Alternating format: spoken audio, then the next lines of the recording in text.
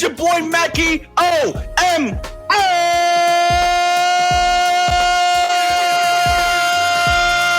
Oh Lord. What's good, people? It's been too long. I promise you will be more consistent. I promise. It's your boy Macky. OMO. I'm here with my good brothers. We got Platinum Shawny. We also got the razor sharp assassin with the clipper and Johnny B. He just told me recently that he has joined the Straw Hats crew as their barber. That's lit. Let's give this nigga a fucking bomb for that shit. You feel me? Wait, do I have a bomb here? I don't have a bomb. But we can give him air horns. Boom. And we got the Hokage, El Negrito Crispin.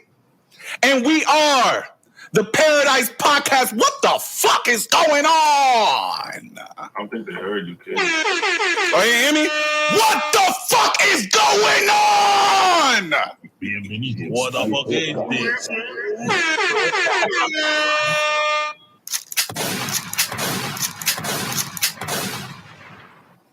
What's going on, people? How y'all been? We chilling. What they do? My ears are getting better. Yeah? Fuck your ears, nigga. What the fuck are you talking about? Yeah, I know that's how you feel. But we're gonna get right into it. Let's just start it up. What you watching, what you playing, I'll go first. The only anime I've been watching I've been watching two. The two animes I've been watching have been Initial D and The Promised Neverland. I put down One Piece for a while because I just want the episodes to build up. I'm tired of watching week to week. It was getting on my nerves. And then what I'm playing right now, 2K and UFC is what I've been playing. What I'm reading right now, I haven't been reading that much recently, so I'll just stop it there. Shawny, what you watching, what you playing, what you reading? Oh, you muted, my boy. This motherfucker. Fuck, unmute. Bro, what you doing? It wasn't unmuted, man. I don't know, man. It's been a while. I'm rusty. Attack on Titan, Platinum End. I'll just go with those two for now. Oh, Baruto and One Piece. Reading My Hero and Tokyo Revengers. And I've just been playing Halo and Pokémon Go. All right.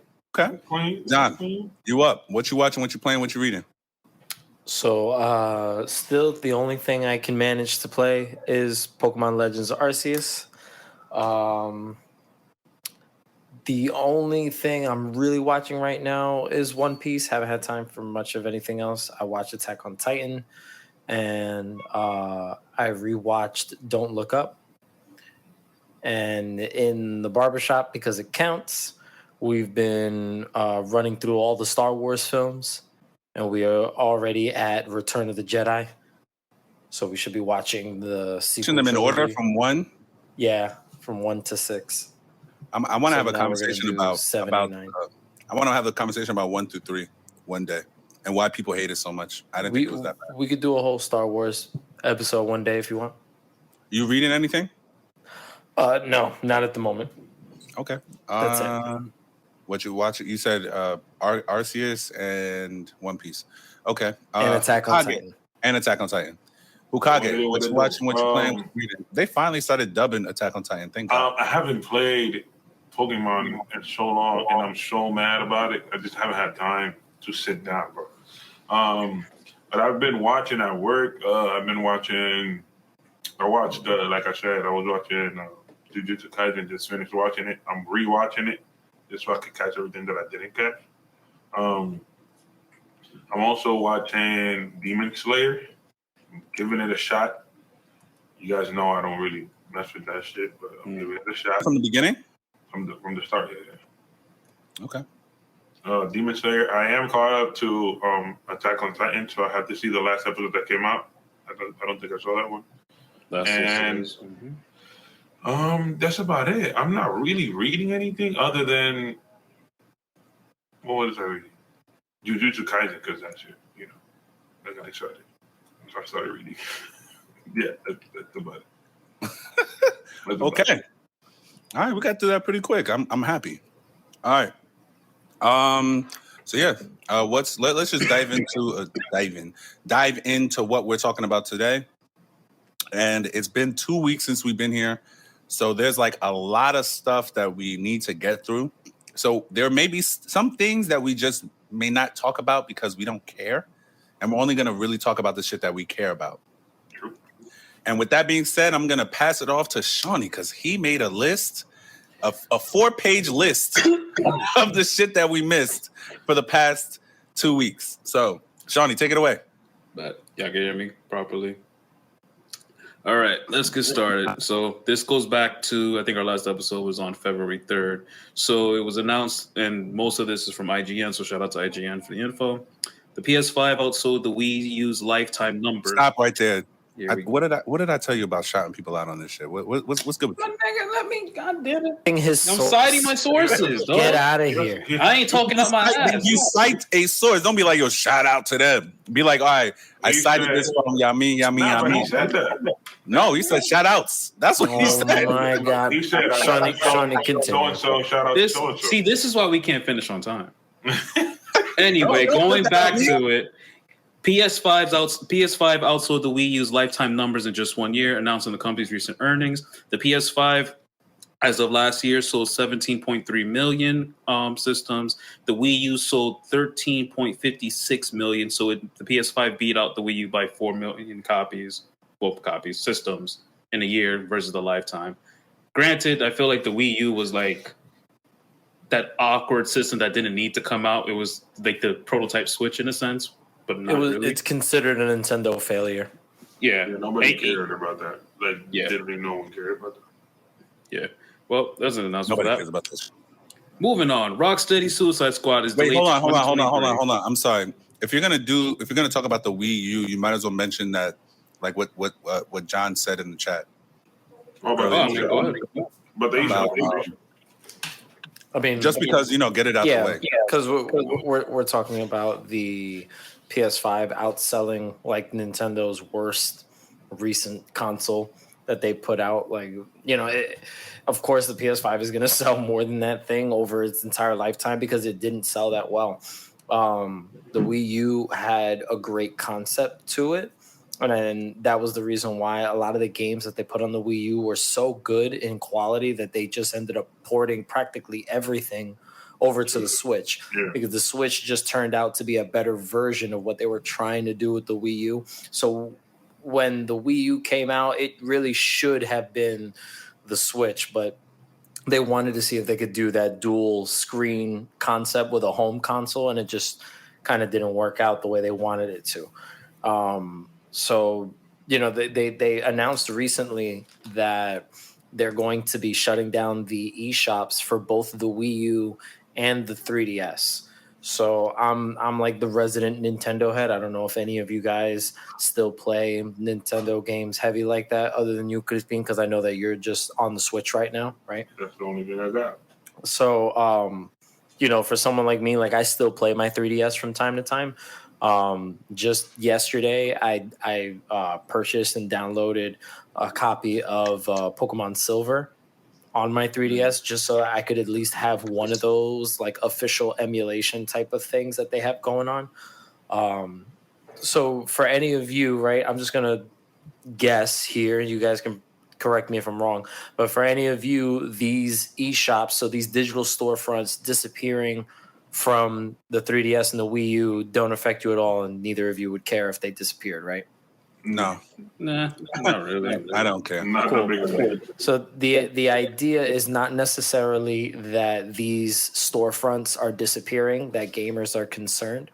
So the reason why some gamers like myself might be a little concerned is because there are certain places that you can only play some of Nintendo's back catalogs, so some of their older games. And the 3DS and the Wii U happen to be some of the most perfect places to play some of these older games because back then they were using what they called the virtual console. So the virtual console is just a way for you to be able to buy an older game digitally and just download it to either your 3DS or your Wii U and be able to play it on that system, and it would work the way that it works. So you were able to play a whole bunch of Game Boy Advance games and Wii games and a whole bunch of the just different stuff, NES games and Super Nintendo games and stuff like that we don't have accessible on the Switch. So what we do have on the Switch is the Nintendo Switch Online. So you get the NES, the Super Nintendo, and if you have the expansion pack, the N64 and Sega Genesis games on there. But that's only for people who pay for the subscription. So if you just wanted to own one of those games out of that whole thing, you couldn't just go online on your Switch and just buy one of those games by itself. You would have to pay for the subscription. So is what we're looking at in the future, is what we're looking at in the future going to only be a subscription type of ordeal where we only get games when we continuously pay money for them? Or are we going to see some type of preservation of older games? Because I can't be the only person that wouldn't mind going back to playing an older game, especially if it was on the system that I'm currently playing everything else on right now. Like if there was an older game that you had access to on a Switch right now, you would more than likely go back and play it a few more times. So I just worry about, is Nintendo going to be forcing people to emulate games more often, even though it's not the legal thing to do? And then Nintendo's the type of company that will try to sue the pants off of you if they do catch you either, floating around files or downloading files on your own. So shit out of you. So how do you guys feel about the game preservation side of these two digital storefronts closing? What are your thoughts on that aspect? I mean, when you put it like that, I feel like it's hard. It's gonna be harder for you guys to play the games that you like to play from back in the days. Even though they are most likely gonna put them on, like you said, on the Switch with the online paying stuff. But I'm pretty sure if you have like an old console and you can get a physical copy somewhere, this is gonna be way more expensive than it was before. The aftermarkets have gone up a lot for retro games already. A lot of shit is very expensive. The moment they said that, I'm pretty sure all them prices went crazy. Why did I give my 3DS away? I gave that shit away to some kids in DS. I should not be that nice, bro. I hold on to everything. I don't give a shit. No.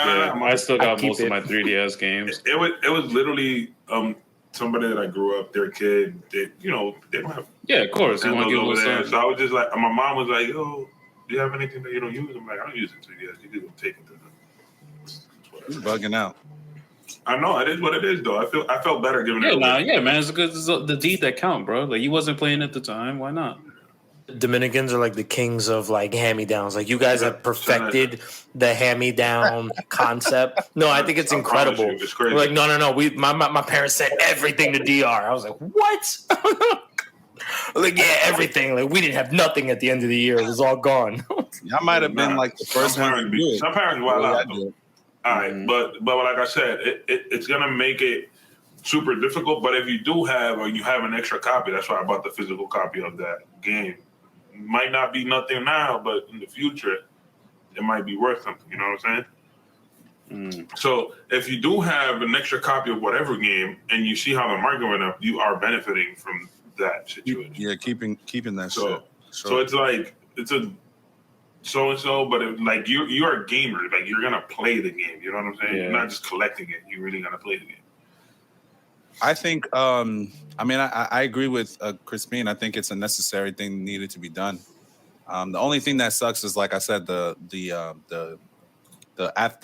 money for games is gonna go up. Crazy. That's the only thing that's gonna suck.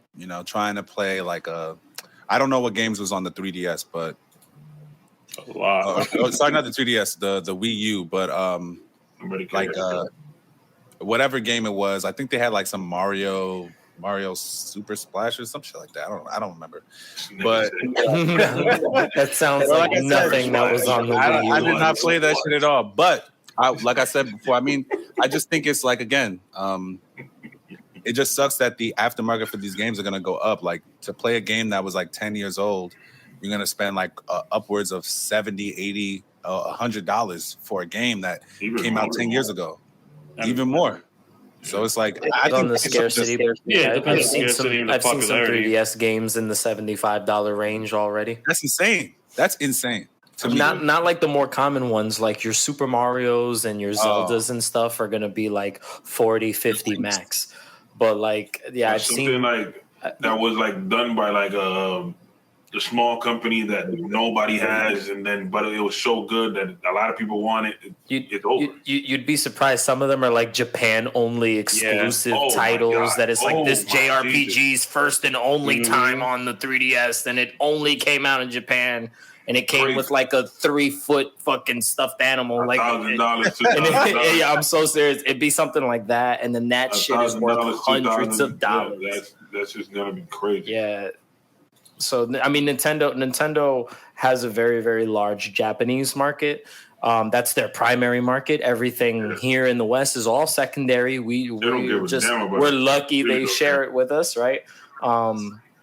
So they really do a lot of exclusives and a lot of really cool shit that's exclusive only to Japan and that region. So some of those games end up being worth a lot of money, especially for collectors that have to not only pay the reseller's price for the seller in Japan, but pay the international shipping to get that shit delivered over here. So, you know, if you scroll through eBay, you know, you're going to see, different prices for all different kinds of games. It depends on the scarcity. My thing is, you know, if you're not going to develop a system where we can pay you to legally download said game, you know, then you can't, you know, basically bring the hammer down on everybody that is just trying to find ways to play these older games. I agree. Like I get the subscription stuff, and I pay for the subscription stuff. You know, like I do it on the Switch, and I do it for the Xbox. You paid the $50. You paid the $50 one? No, I'm like into a family plan with like some friends of mine, and we all just split it. Yeah, like a little portion of it every year, and we just pay for the whole year. But you know, like I buy into it. You know, like I am paying for my subscription service, and I do play some of those games on the Switch Online.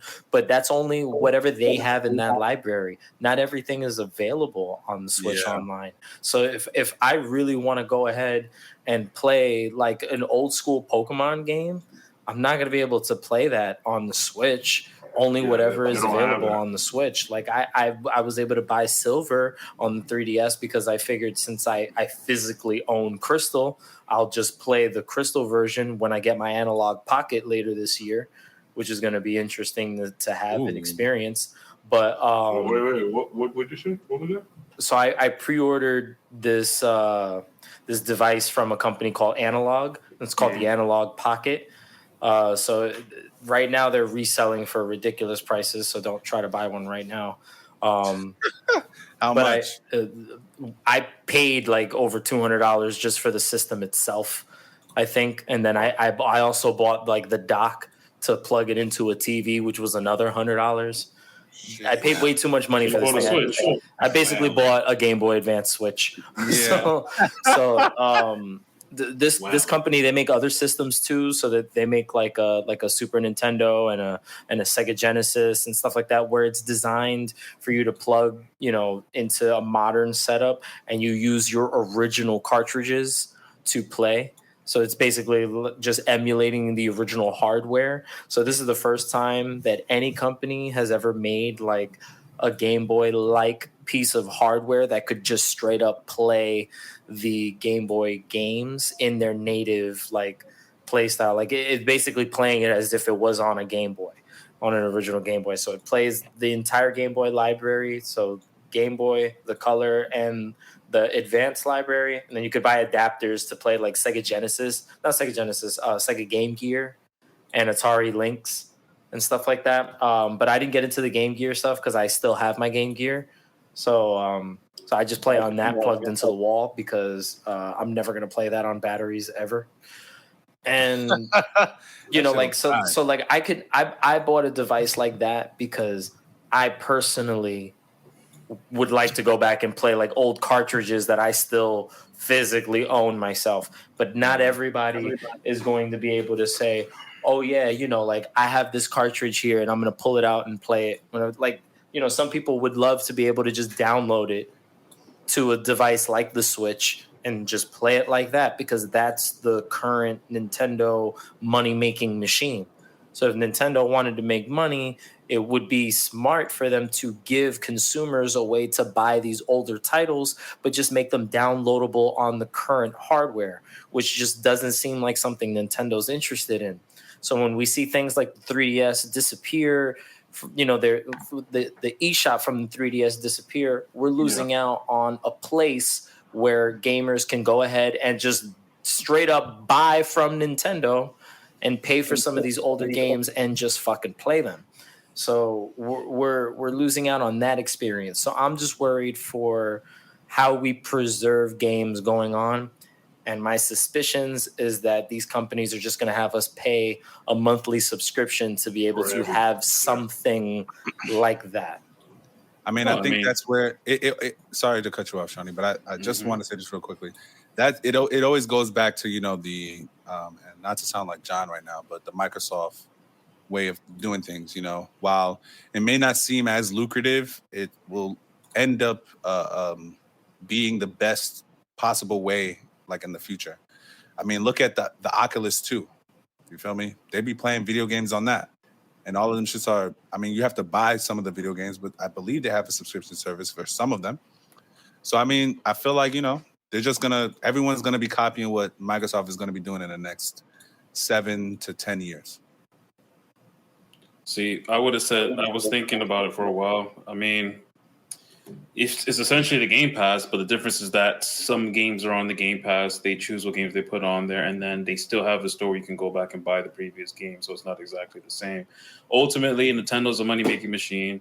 They don't do anything without a reason for it. So just because they take it away now doesn't mean they're not going to bring it back away in some new interface way. It's gone for now, but it's Nintendo, dog. Like, they're not just going to throw that shit away. That's just coming back with the moneymaker. If it goes the Game Pass route, I mean, we already adapted to Game Pass as it is, so it's not really surprising. But $50 a year for Nintendo, what they're giving you is pretty much a steal. In the future, maybe they're going to raise it and whatnot, but ultimately, it is what it is. Like, people were downloading emulators and using Visual Boy to still play those games before with ROMs before they did this, and they ain't going to stop now. So if you wasn't get hit before, you ain't going to get hit now. I mean, it sucks on a handheld level, but again, there are ways around it. You can hack a PSP, get your Switch hacked, and then just run the Visual Boy emulator on there and just download it. Steam Deck. There's multiple ways to get around it ultimately. So I don't know. It's Nintendo, man. They're gonna do what they're gonna do to make that money. Definitely. Sure. All right, let's because we kind of stayed on this longer than I thought we were going to. I just wanted to kind of mention it and then keep it moving, but that's fine. So let's keep going down the list of things that happen at Nintendo Direct. Oh, nigga, that shit's a wow. Hold on, I got a lot of shit to go through. He said, "I got hella shit to go through." You literally told us. Let's not discuss the Direct because it's out of date. Bro, you're wasting time, bro. Just go down the list. Let me do my shit. Damn. Let him do his shit, nigga. We got a whole section for that. All right, this nigga. Yo, continue to burn time, my guy. Yeah. All right. Go ahead. Rocksteady Suicide Squad got delayed to 2023. No surprise there. Oh yeah, come on. Let's see. PS5 sales forecast. Basically, they were forecasted to make about 14.8 million this year, and it got pushed back down to 11.5 million due to the lack of semiconductors. COVID once again saw that coming. Sony plans to. So we had some discussions a while back about Sony acquiring Bungie and what they were planning to do from a gaming perspective. It looks like they're trying to basically make a Bungie universe based on their IPs. So they're looking at the movies and the TV shows and whatnot. So Sony's going basically for the entertainment route, not necessarily the video game route that comes with having Bungie. Oh, with Bungie? Really? Mm-hmm. Yeah, so they're going to eventually, like, Destiny would probably become like a series and whatnot, and all their other IPs, they might turn to shows and movies. That's what I'm saying. Like, Xbox goes really the video game route, but Sony's more looking for, like, oh, we're going to make it entertainment based. Yeah. Anyone see Pretty hard, Uncharted? Just really quick. Anybody see Uncharted? No. Nope, I not get it. yet. I don't know. Heard it was critics were kind of tough on it, but a lot of people who non-critics were like, "Yo, like I liked it. It was really good." And essentially, it's just like it seems like it's like a prequel in a sense. Okay. Keep going. Keep going through your list. Going forward, Nintendo. All right, so again, now about Nintendo. Nintendo Switch outsold the Wii as of December this year. December, it's the best-selling home console, surpasses the Wii, which sold 101.63 million. So the Switch has outsold the Wii. It's the fifth. It's the fifth highest selling game console right now. Yeah, That makes total sense. yeah. I mean the Switch, the Wii. What the fuck? The Switch. No, I mean the Wii was revolutionary. Well, I guess you could say never played revolutionary it. for its time. But yeah, It was for sure. It was. It was. it was. And it was the one. First- It was the one I mean, system. Actually, after the Wii, that's when PlayStation did their whole the wand shit, right? After the Wii, right? Everybody tried to get Everybody it. tried. And then Xbox did the Sensors. Connect. Yeah. Mhm. I would say the Connect was semi-successful what they were trying to do, but it's just I a mean, just still an use the expensive Connect camera. today. Like they use that as a camera today, so Yeah, so it really was. it's a pretty good camera. Yeah. So moving forward from that, Dying Light 2 released on February 4th. This is a funny one. So the Gotham Knights video game that's being made by it's not Rocksteady. Is it Warner Brothers Montreal that's doing Gotham Knights? Yes, I think it is them. Basically, the Gotham Knights game that's supposed to be coming out, they ordered a pilot on the CW in which you'll have Batman's adopted son, they didn't say who, will be teaming up with the supervillains of Gotham to help basically clear their name because Batman was murdered and they're being accused of it. Oh brother. I don't know. We'll see how it goes. That sounds weird as hell. Shit sounds like garbage. It does. That's why it's quick. Also still on February 4th, Rockstar confirmed that GTA 6 is in development. Take that with as much grain of salt as you like. 2025, 2026. That's when that shit's coming. 2020, 2030.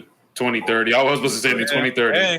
You must not know Rockstar, because following up right after that, GTA 5 and the online portion, next gen, will release on March 15th, which will feature 4K up to 4K resolution, 60 frames per second, HDR options, ray tracing, and more. So essentially, we're getting GTA 6 in 2030. We're just now getting next gen GTA 5. So I don't know what you're talking about. Rockstar is preserving GTA 5 forever. Bro, they just about to HD the block again. They're gonna HD that shit again. They go 4K the block. Yep. Come on, bro. K digital remaster. Bro. If of you're that gonna shit. get if you're gonna get the new GTA or GTA on next gen, and you're gonna do the story again, bro, you're a fucking loser, bro. Just play online. Stop being. You'd be Hey, surprised. I've never played GTA 5, so it would be Neither a have I. first time experience for me. If you had played it before, and you're getting it on next gen, just to play it again, like the story again, you're a fucking loser and just play online. You can't say that as a content creator when you know that people will literally buy it and people will watch them play that shit over again in 4K. Of course. I still can say that they're losers, though. I mean, yes. Will they do it? Of course, but they're fucking losers. Yeah. He's That's like, a fact. that's just to say that they losers, though. This Nigga content creators. This nigga funny, yo. nigga said, I still can say that they losers, though. Oh my goodness. Man. On February 6th, switching gears a little bit, Attack on Titan Season 4 Part 2 opening song, The Rumbling by Sim, which is a Japanese reggae punk band. Jesus Christ. They reached #1 on the Billboard charts in the rock category for the U.S. Okay. Really? Yes. Okay. My shit up. Yo, man. I'm gonna have to talk about that shit. The song I'm gonna have to talk about this shit.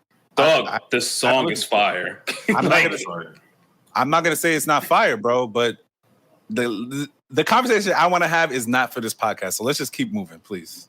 Okay, moving on. Moving on. The conversation I want to have not for the pod. Hogwarts Legacy could see a September 6th release this year. So that was the open world Harry Potter game that everybody went insane for when the next gen systems were announced. that was damn near like feels like 2 years ago now. Was it even good? Because I didn't go crazy for it. So I didn't go either, but I know a lot of Harry Potter fans. The internet diehards. The internet went crazy. Yeah. Okay. Yeah, because I don't think we've had a Harry Potter game in a very long time. Not like that. Not like the way that. that. Bro, the only Harry Potter game I remember is the Quidditch game. That shit was fire. Mm-hmm. So, actually, yes, and going forward that on February 8th, Sifu got released. Wants to talk a little bit about that. I watched a little gameplay too, so I can. I haven't played it. I know Angel was going crazy for it. He wanted to play it. To me, it looks like it's like a Dark Souls Kung Fu simulator in a sense. The concept is essentially and I could be completely off, but apparently your father gets murdered and you're trying to avenge him and whatnot, and you're going through levels and trying to essentially fight through it. The system is mainly like block, parry, beat the enemies up. You and grab weapons and whatnot. So it's kind of like a beat 'em up in a sense.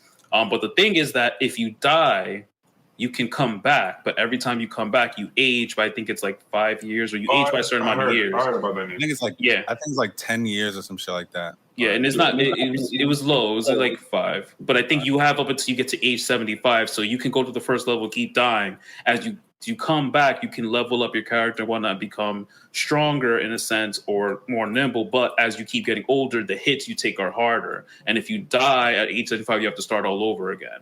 So it's essentially I have so many issues with that part of the game because I feel like I don't know. I feel like, we see all these old 100-year-old fucking, like, I know some people in here seen Hunter x Hunter. That dude, the main, you know who I'm talking about. I forgot his name. The president of the Hunter Association. He got to be like 70 something, and that nigga the strongest nigga in the damn show. I mean, well, I don't know. I haven't finished the shit. I just think it's weird that the nigga gets to 75 and you punch him in his fucking.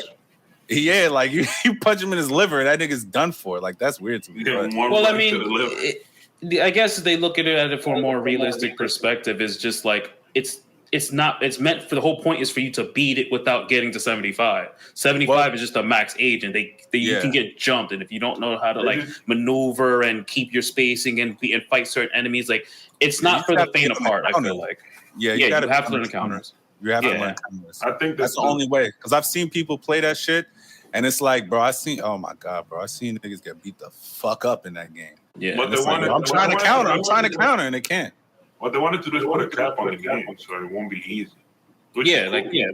It's meant to be like a difficult game. It's meant for you to basically like just don't come in and spam it. And essentially, as you get better, you can go and replay levels as much as you want. You can get you can find clues to get through or like secret items to get through to different levels. So you can go to level 1, fight the first 5 enemies, then skip ahead to like maybe 50% into the level based off a card key you found in like level 3 to use into level 1 again. So it's just meant to be repetitive and whatnot. But a lot of people, what's the word? I want to play the game though. That shit looks fun. I'm not gonna play it personally. This is on what platform? I think it's PlayStation is the only PC. platform. PlayStation, PC, yeah. PlayStation and PC. That's it. The main ones. So wasn't for me to play. Funny thing, I know none of that shit. Nah, I'm not either. I don't know if I'm paying. I don't even know if it's 60. It might be less, but I wouldn't pay full price for it. It's definitely like a free to play for me personally. Yeah, or if it's like on a discount, then I'll get it. Yeah. I'm not gonna buy it full price either. And some funny news: 60,000 Battlefield 2042 players petitioned for their money back due to the lack of support for the game. I'm not even mad at them. I mean, if CD Projekt Red and Anthem could give people back their money, why not? Bro, I've seen a lot of people complain about that, and I don't play RPGs or whatever them shits are called, but I've seen a lot of people complain about. I've seen a lot of people complain about Battlefield 2040 or 2042 or some shit. That's the one, 2042. Sheesh, like they're petitioning for their money back. Yeah, I haven't even seen really what the game looks like. I didn't know it was that bad. That's great. They hyped it up a lot when it was. And I think that's the problem. It's bad. Like I thought CD Projekt Red was getting it. And like, the servers are fucked up, and like they're like not like they're still saying that the servers are gonna be fine, but they're not fine. So, I mean, I'm with them, man. Get your fucking money back. Fuck them niggas. Yeah, that's what I'm saying. Like these video games are not cheap nowadays. And if I'm gonna spend, especially like pre-ordering that shit, if I had to pre-order that shit and wait in line, I mean, we don't gotta wait in line nowadays. But I remember back in the day going to fucking the GameStop on 440, waiting in line for fucking 2K to come out the next day, or just to put the pre-order in. Not the way. And, nah, bro, I can't do that shit. And then the game ass? Oh nah, run me my check, my nigga. You bugging? Bro, facts. Yo, can I get? Hold on. You right. What the fuck is this? Come on, man. What the fuck? Facts. What in the fuck is this, my nigga? So I'm gonna segue off of that. I was gonna go into Nintendo Direct before we go there, specifically off of that. Horizon Forbidden West released on the 18th. And it's funny because I was talking to one of my friends today, and there's a whole thing going on with Sony because essentially what happened is Horizon Forbidden West for the PS4 comes with the free upgrade to the PS5. But on the PlayStation Store, they were promoting the PS5 version for $70. So the PS4 version is $60, the PS5 version is $70. You can just buy the PS4 version for $10 less and get the PlayStation 5 upgrade. But on the PlayStation Store, they put it all the way at the top and specifically showed you PlayStation 5. In order for you to find the price for the PlayStation 4 version, you had to scroll all the way down. So people weren't able to see it. And essentially, they lawyers were trying to come at Sony like, we're going to sue you for like false advertisement. Like, yo, this is what I was just telling you guys a couple weeks ago, bro. Sony be doing some shiesty shit, bro. This is not the first time that they've done. And I'll admit to it. This shit funny. And so that being said, my boy was telling us today that it's a mission to find the PlayStation 4 version of Horizon in GameStops. He went to 2 different GameStops and they did not have it stocked. Now, in my opinion, in 2022, I don't think I remember the last time that you weren't able to get a game on the console, yes, but a video game not available on the release week. As far as Horizon's been like hyped up and whatnot, this shit made no sense to me. And when I helped him find it at a Target, just the Target's area, North Bergen had like 8. A lot of them only had 8 or less. And it looks like everybody's buying them for the PlayStation 4 and just doing the free upgrade, which I ain't gonna knock. It's $10. You gotta do what you gotta do. Hey. But it's just interesting. Like, when's the last time you really heard a physical game being sold out on its release week? It's only been today's 21st, 22nd, 3-4 days. 2K happens every year. That's crazy.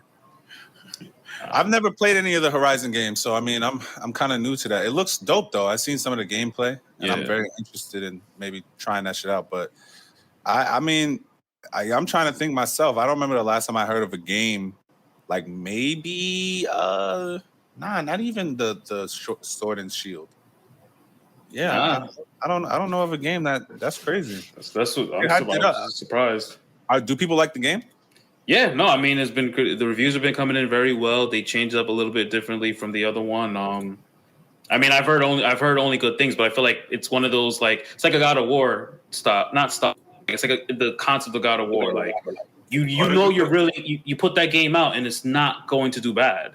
Is the main character a female in this game? Female, yes. I seen some stuff about the game. It's really good platformer. It looks complicated as fuck, but that's when you're fighting like dinosaur robots. Yeah, dinosaur robots. It's like a post-apocalyptic future kind of setup where humanity has reverted back to like tribalism. Yeah, that with dumb technology left over from the previous world. It's interesting. It's a very interesting story. That game looked gangster.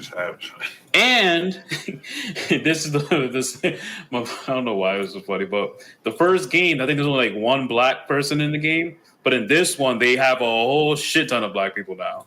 I don't know if it was people complaining and whatnot, but all on the West Coast. That's what happened. She's going west. They were all in the West Coast. Of course, they was complaining, bro. They was complaining when they seen that new Lord of the Rings shit for Prime. There's like this new Lord of the Rings prequel, and on the cover, it just had black hands, and people were having clan meetings in the comments on Twitter, bro. It's crazy. So yeah, I'm sure they were complaining. But same thing with when FIFA had you playing like a my player type of thing. They had like a little story thing, and the main guy was a black guy, and all these white people were so upset that they were playing as a black person. It's like, bro, you think I want to be Jeffrey all the fucking time? Nigga, I want to be me. I want to be a nigga. What the fuck is you talking about, bro? No, man. Like I said, we out here, man. Yeah. Like, but I was like, yo, like, because in Forbidden West, essentially, like, I'm just going off what my boy plays and tells me, but like, essentially, you're playing a different side of the world that you didn't even know existed before. You're in a different whole area. So I'm like, oh, like now they discover that black people are alive on this side of the world. So I was like, yo, I fuck with it, man. They know our existence. That's funny as hell. They know our existence. That's crazy. No, so going back, so reverting back, actually I had like two more things. The new Assassin's Creed game was supposed to be a Valhalla expansion and to focus on stealth, but instead of it being the expansion they were supposed to put out, they're just going to turn into a whole other game. So I would assume thinking about it like Spider-Man Miles Morales, essentially. Oh, DLC? No, I mean, well, it's supposed to be. Yeah, it's supposed to be DLC and it came full game. It's a DLC, but yeah, I know. All right, basically Xbox. I can't hear you. Oh no, I'm still here. No, I said John. It was saying me. I was just commenting to myself. I was like, yeah, it's a little mini game. Yeah, that is a mini game, bro. But I know, man. I know, but it's still great. It's still great. It's a great game, though. It's great. It's just it's too short. I come here and shit on Miles Morales, the Spider-Man Miles Morales, every chance I get. On Black History Month, my nigga. That's the reason why, bro. Don't matter, son. White people made that game, not black people. Anyway, listen. My nigga, the whole...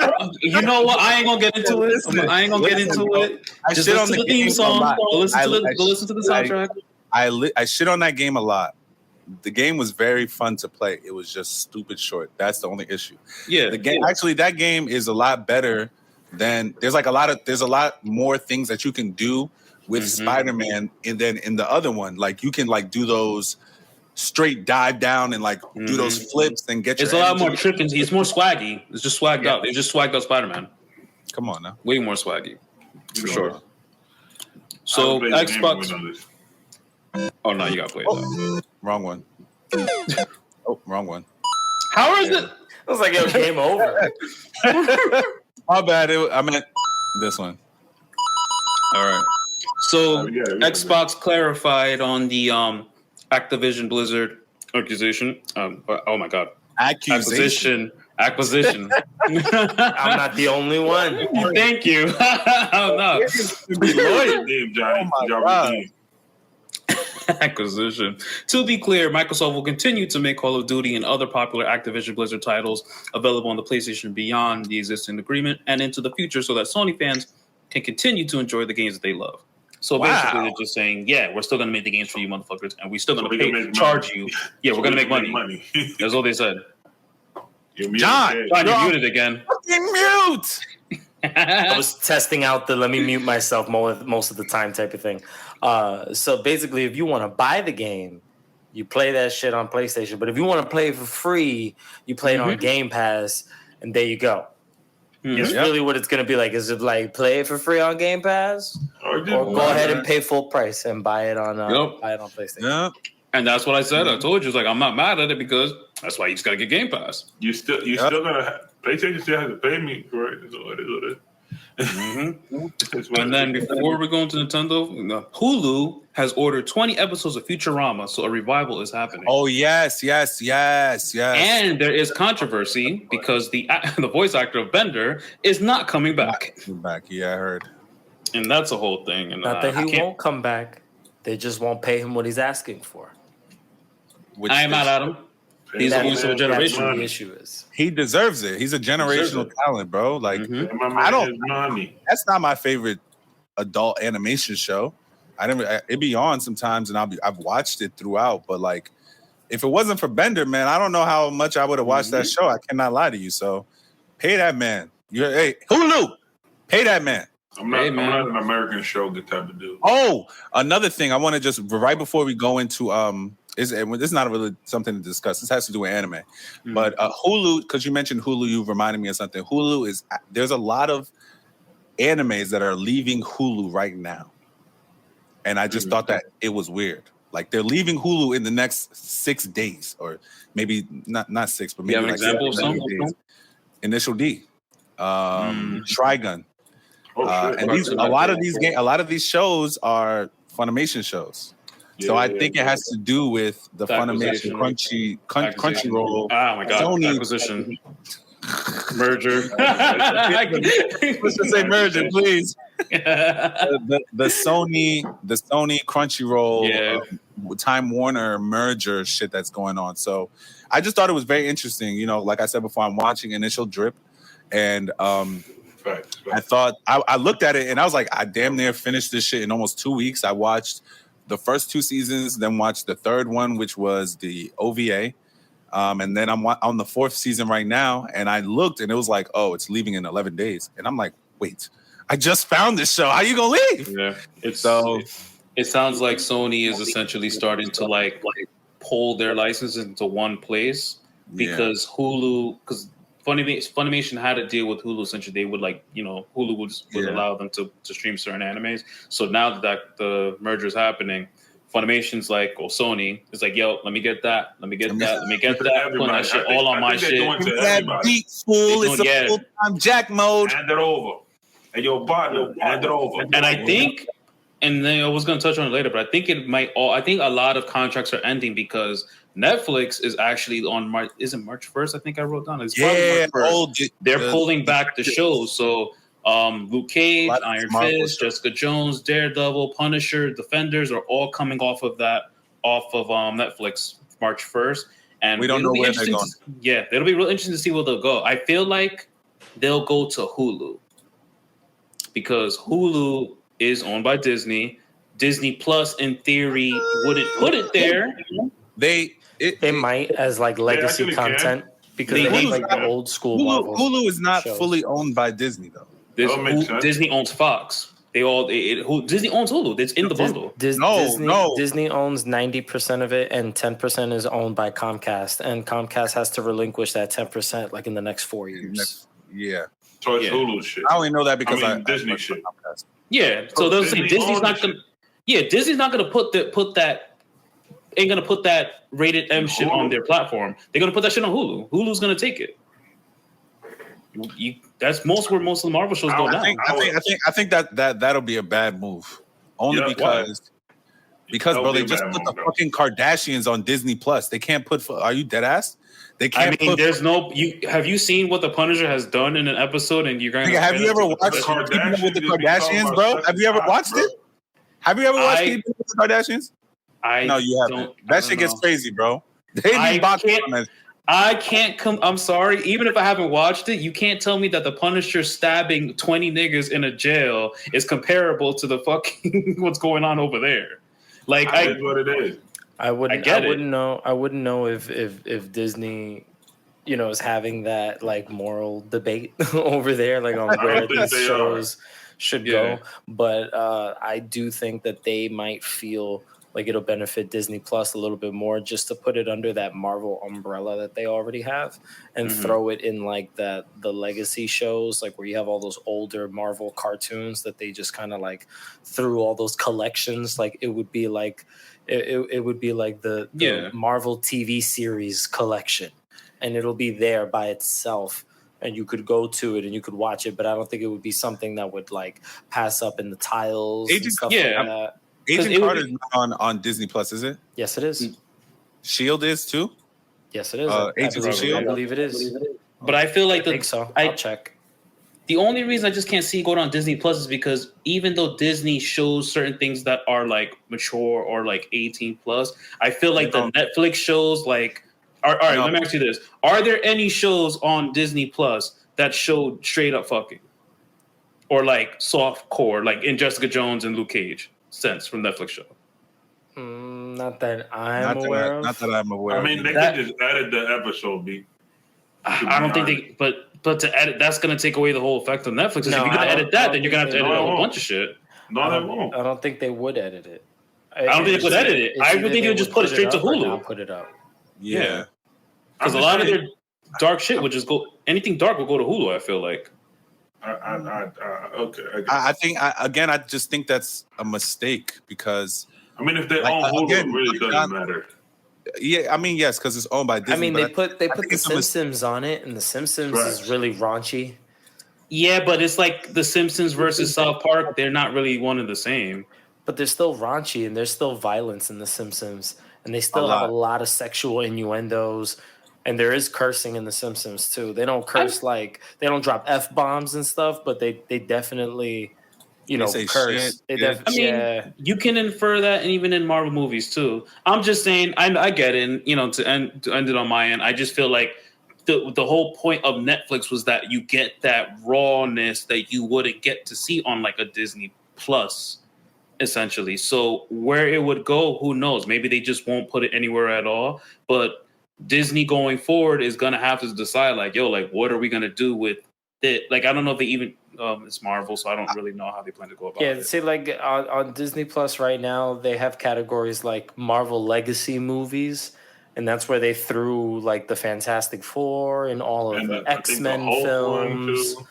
and all that other stuff. No, There was a sex scene in X-Men, right? there was Like a scenes softcore. there were was a scenes couple with of like them. Logan What always was- like making out with Jean Grey and stuff like And that, and Mystique, like showing not her breast, but side boob and under boob. yeah. I'm pretty sure.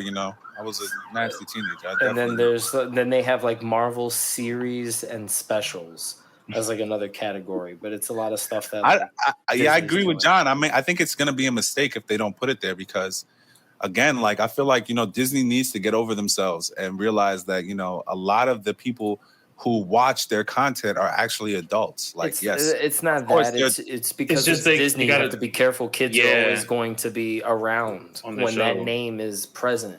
So you have to be careful with what you give children access to, because then they have to take the heat for that.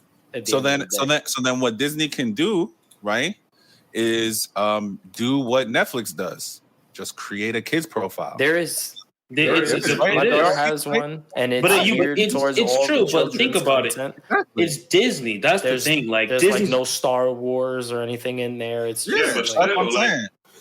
Okay, listen. just like I know dog you're saying cartoons. it's Disney. I know you're saying it's Disney, but right now Disney is trying to grow into something bigger than just Disney Land, Disney World. You know what I'm saying? And Yeah. having movies like the new ones, like even the new Disney movies that have deeper and a little bit more darker storytelling, a little bit, nothing crazy, but a little bit. It's just letting people know we're going into a little bit more darker stuff when you go to Disney Plus. Like when you go into Disney Plus and you're paying to view all of the stuff we own, like we own a lot of stuff. You know what I'm saying? I hear that. And my whole shit is Disney has Hulu. That's literally what Disney has Hulu for. It's essentially to put all that shit there. It's all bundled together. I don't think that's why they have Hulu. I'm just saying most Shawny of the might shit be that you right. see. So why do you right. think they have Hulu? Why do you think they have Hulu? Hulu, if you go ahead, go ahead, Crispin. No, I want to hear. The reason I think they have Hulu is so they could get other companies stuff to be on Hulu, not their stuff. Like they have ESPN. I mean, they own ESPN, my fault, but they have like other They stuff. own ABC too, but yeah, I understand what you're saying. But they have other like they have One Funimation. You know what they I'm have saying? I think Hulu. That's why I wanted to know what you were gonna say. I think Hulu is the place for like, if you missed the show yesterday, you can go and watch that shit the next day on Hulu. That's what that shit is for. And to put the Marvel shows, while it wouldn't be a bad idea because yes, Hulu is the land of a little bit more raunchy things versus Disney Plus. I think it would be a mistake because keeping all your Marvel things in one place it just makes it's more user friendly. And like going into like UX design, you're always gonna want to make the user happy. I don't want to have to be watching one thing and I'm like, oh damn, I want to watch Luke Cage or I want to watch Daredevil, and now I gotta go all the way to Hulu. I mean, it's money in their pocket because I mean, you could just pay the Disney bundle, $13, $14 a month, and you get Disney Plus, Hulu, and ESPN Plus. I think. Plus. Yeah. So it's like, again, it's just money in their pocket. But I mean, the way Disney has been moving, it just seems like they're more on the user friendly side. The way they've just kind of, even the way they constructed their the web page or the stream page of Disney Plus. Like at the top is whatever is hot right now, and then underneath that is Disney, Simpson. Sorry, not Disney. Marvel, Star Wars. Yeah, Pixar, Disney, National Geographic. All that shit is there, you know. And I mean, having National Geographic, I've never seen any of the stuff they have up there, but I'm sure they got some stuff where a lion is killing a gazelle. That's kind of crazy. Most likely have them doing it. The only reason if they can do that, I don't know why they can't. Why I can't see Punisher stab somebody 30 times? Like, because, and I'm gonna tell you why. Why, if by your logic, if Disney was trying to do that with their more rated R Marvel shows, Hitmonkey and MODOK would have went to Disney Plus. They went to Very Hulu. true. Run Hulu has a lot of the shit. Perfect example. We're talking about more rated, more mature. What is Hitmonkey? Please. Hitmonkey is an assassin monkey by Marvel. Okay, but by Marvel. Animated. Yeah, it's an animated series. Animated. It's a Marvel animated series. Yes. And it's exclusive to Hulu. Does it have any connection with other dudes? Like, no, it's just like a one-off Marvel series. It's its own little animated series. I think that's why they didn't put it over there, because animated series will attract more kids than the actual show. Okay, but then by that logic, it would have went to Disney Plus. No, but I think what he's saying is the fact that it's not connected to the Marvel universe. No, that's not what I'm trying to say. That's not what you're saying? Yeah, because by that, what I'm trying to say is that the shows that we're talking about that would go into Disney Plus are the actual like human live action. Yeah, not animated. Like if you put an animated monkey that is assassinating stuff in the Disney Plus, kids would gravitate to that.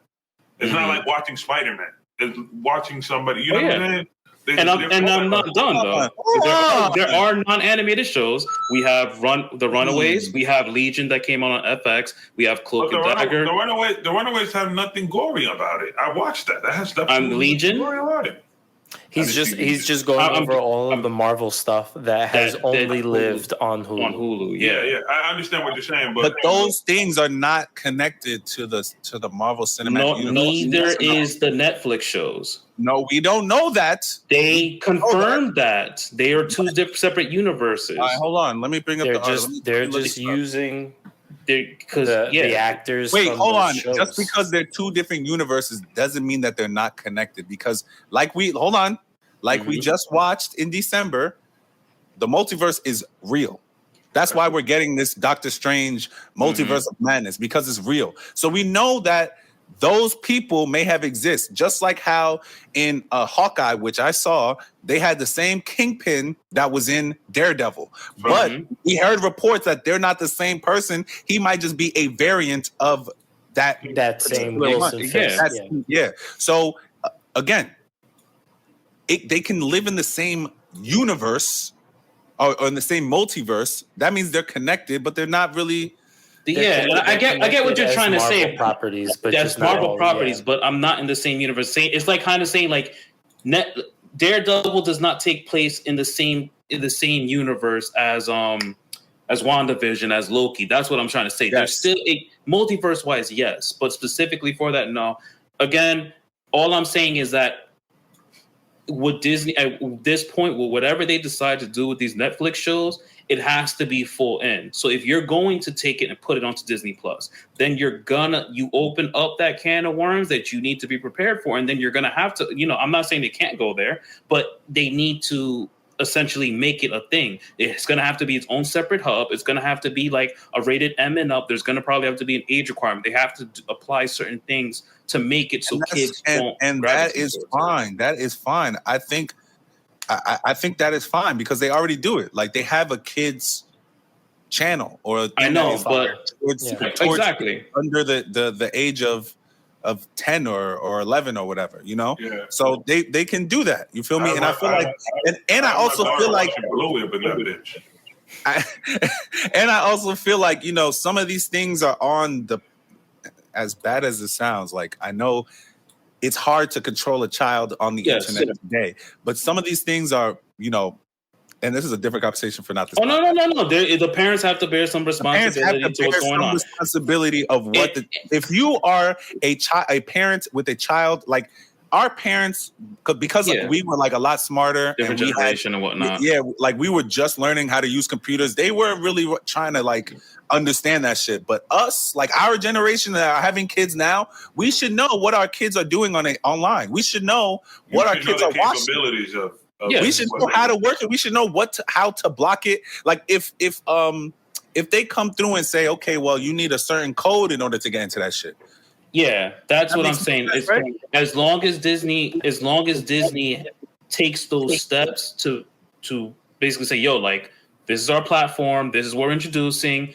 You guys need to, we're going to be doing this. Take the extra step to pay attention to what your kids are watching. Set up a child profile. If they see anything, that's not on us. We gave you the warnings. We gave you the tools. We gave you the resources. To be completely honest, if they do some shit like that, they're more likely going to tell you the user terms and shit. Yeah, it's going to You're not going to read that shit because nobody does. And then you're gonna try to sue them. They're like, "Yo, you didn't read the news." But you clicked the user agreement. You agreed. The one you don't read. You just skim and just hit accept. No, nobody uses that shit, and then boom, you can't sue me, motherfucker. Actually, another segue. I feel like we're probably never gonna get to direct, but another segue to that same thing. The direct will have to be quick and never undirect. So speaking of, parents monitoring what their child's watch. I believe it was in India, and I could be wrong, but something recently happened, and unfortunately, a 12-year-old lost his life based off of watching an anime, which was the one I watched, Platinum End. And what happened is, in Platinum End, I explained it an episode or two ago that it's basically about like characters in the show that they're pretty much like done with life and they commit suicide, and in the process of committing suicide. Exactly. That's what I'm getting at. And they commit suicide, and essentially an angel would save them and say, yo, like, you're about to give your life. Would you rather have an opportunity to become the next god? You get an angel and whatnot. The kid was watching the show and jumped off a 4-story building thinking that he was going to get saved by an angel. And unfortunately, he did passed away, Sheesh. Prayers to all prayers. But that being said, it's a very touchy topic and whatnot. With the way he watched Platinum End was not via like official streaming platform. It was like third-party website and whatnot. So it begs the question of how do you kind of like regulate what your child is watching and whatnot? And it's a scary thing. And how does it's not necessarily more like who gets the blame on it, because at this point it doesn't matter. Someone lost a life, but I think it does open up a bigger conversation for just monitoring, what your child watches and whatnot, or just even opening the door to conversations about, hey, like if you see something on TV, I figure like, I think you should break down or like show your kids how to enjoy entertainment. You know what I'm saying? Mm-hmm. You could learn from the entertainment. You could see stuff. Things might be relative to your life, but it's not reality. This is an entertainment. You have to break it down for them. Sit down with them, maybe watch Bluey a couple times, and break down the episode of Bluey. What they try to do is the truth. That's a really good cartoon. If either of you ever become parents, that's just it's a good cartoon for your kids. No, but what I'm saying is this nigga. But hold on. No, this is a part conversation. Yeah, no, it's a part. No, that's why I'm asking. Like the two dads should definitely hear their thoughts on it. What I'm saying is like break it down. Like we watch freaking Attack on Titan, right? Yeah, this thing is gory as hell. Like your kids might get scared because they're like, "Oh, is a Titan about to pull up?" I'm like, bro, Titans are not gonna pull up. You know what I'm saying? This is fake, but it's showing you like in a tough situation, what are you gonna do? You know what I'm saying? That's what you gotta explain. When you're watching whatever show, Daredevil or whatever that we were talking about before, like if you're gonna see that, like that guy's going through some things, but he decided to do that thing, but you have other decisions to make. Think about what you're gonna do afterwards when you do something like that. You know what I'm saying? Like break it down for them, teach them. And when they see shows, they're gonna just interpret it as a show. Like that's why I never take nothing serious about any show. Like shit is going on, I'm like, all right. Like people tell me, how can you see a show that's going like showing racist stuff, and I'm like, bro, because one, they're showing me how things probably were or how they interpreted like things were in a book or something, and I'm just learning from what they're saying. I'm just gonna look at it and my perspective and digest it how I want it. I'm not gonna be mad at the director. I'm not gonna be mad at the writer. Like I don't got nothing to be mad at them for. You know what I'm saying? But people get serious about anything, and that's bad. Like right now, like the kids coming up right now, 14, 15, 16, like 18. I'm like, bro, you guys are sensitive as hell. Like you gotta relax. You gotta understand what you're looking at. You know what I'm saying? Mm-hmm. And then go and talk about it, or have an opinion about it, or feel some type of way. You know what I'm saying? And it's not happening. Like when I was 15, I was watching Naruto. And Naruto like was going through his shit, and I'm like, all right, this nigga's going through his shit. What are you gonna do, kid? You know what I'm saying? That's how I looked at it. This nigga's not real. I just want to know what he's gonna do. Now, what he did, I'm not giving up. I'm going forward. I could take that. I'm like, all right, I'm taking this little part. Now I'm gonna be like, let me try to not give up when I'm trying to do something, so I could finish something. So I could, you know, I'm not gonna go be a child soldier right now. I wouldn't want to do that. But yeah, like ain't nobody want to be a freaking. It's crazy. You don't want to be a training them kids at 10 years old. 12, to be a fucking ninja. Like, I don't want to be a ninja, nigga, but I want to be. Let's say I want to be. Story is so sad. That's why Itachi's story is so sad, bro. Bro was like 13, 12 when he's fucking committed a genocide against his own people. Like that shit is crazy. You're not taking that from Itachi. What you're taking is like, oh, this guy decided to do something. Sometimes you got to do things that you don't want to do. Exactly. That's what I took from that shit.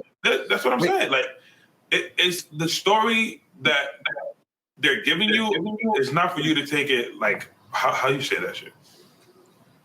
Fuck the fucking seriously. Word. No. There's a face value. This is not reality. Learn something from it. I feel like that. You know again, what I'm saying? And this is not towards the parents of the child. No.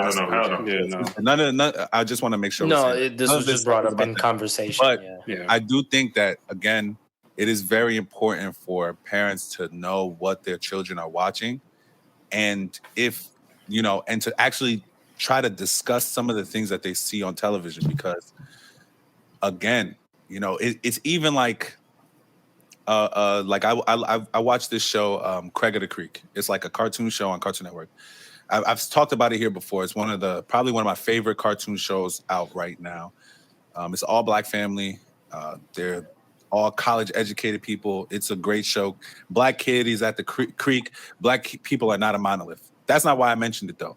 In the show, there is a boy who has a mother.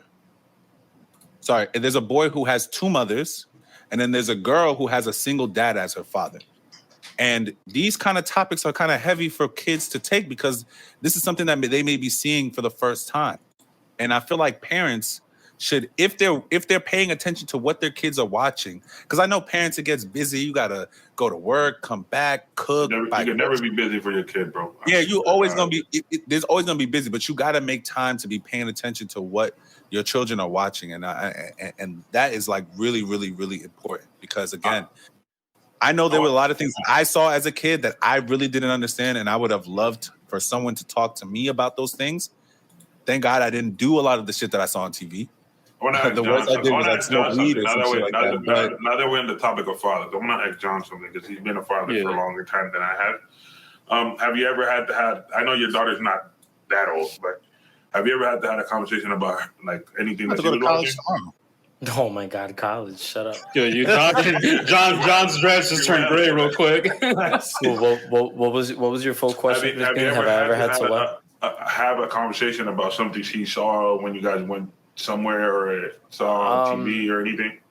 Not necessarily, only because Layla at this point she's pretty like aware. She's a little too self-aware for my liking, but she's a little self-aware, and like her thing right now, that at least what they're teaching them in school, she's only in first grade. She's 6 years old. Okay. What they're teaching her in school is the difference between fiction and nonfiction. Okay. So they usually use books to differentiate, the type, like which book is fiction and which one is not fiction.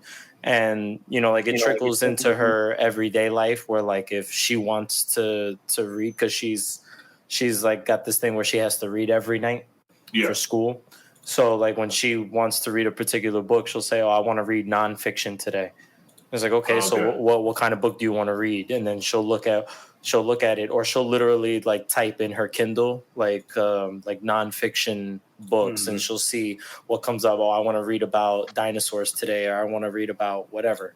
And just because we sit with her and we kind of like talk about all these different topics, because we're a little more hands-on with her schoolwork, she knows the difference between certain things.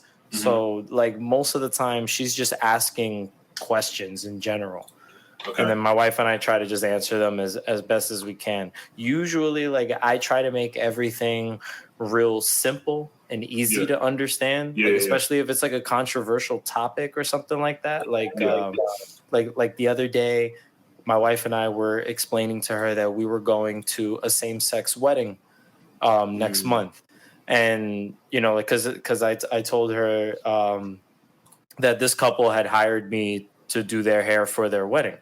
So I said, I have to cut a friend of mine's hair. So, okay. He said, that's the only person? I said, and then I have to cut his fiance's hair. So, she's getting a haircut too? And I said, no, it's a guy. I said, he's getting a haircut. They're both getting haircuts. And she was like, these guys are getting married. Like she just never heard it before. So she was confused. And I was like, yeah. And my wife almost went on this whole tangent about like, sometimes so-and-so and so-and-so can get married. And I was just like, people can marry whoever they want. Yeah, you can marry anyone you want. Simple. That's it. It's that simple. You can marry anyone you want.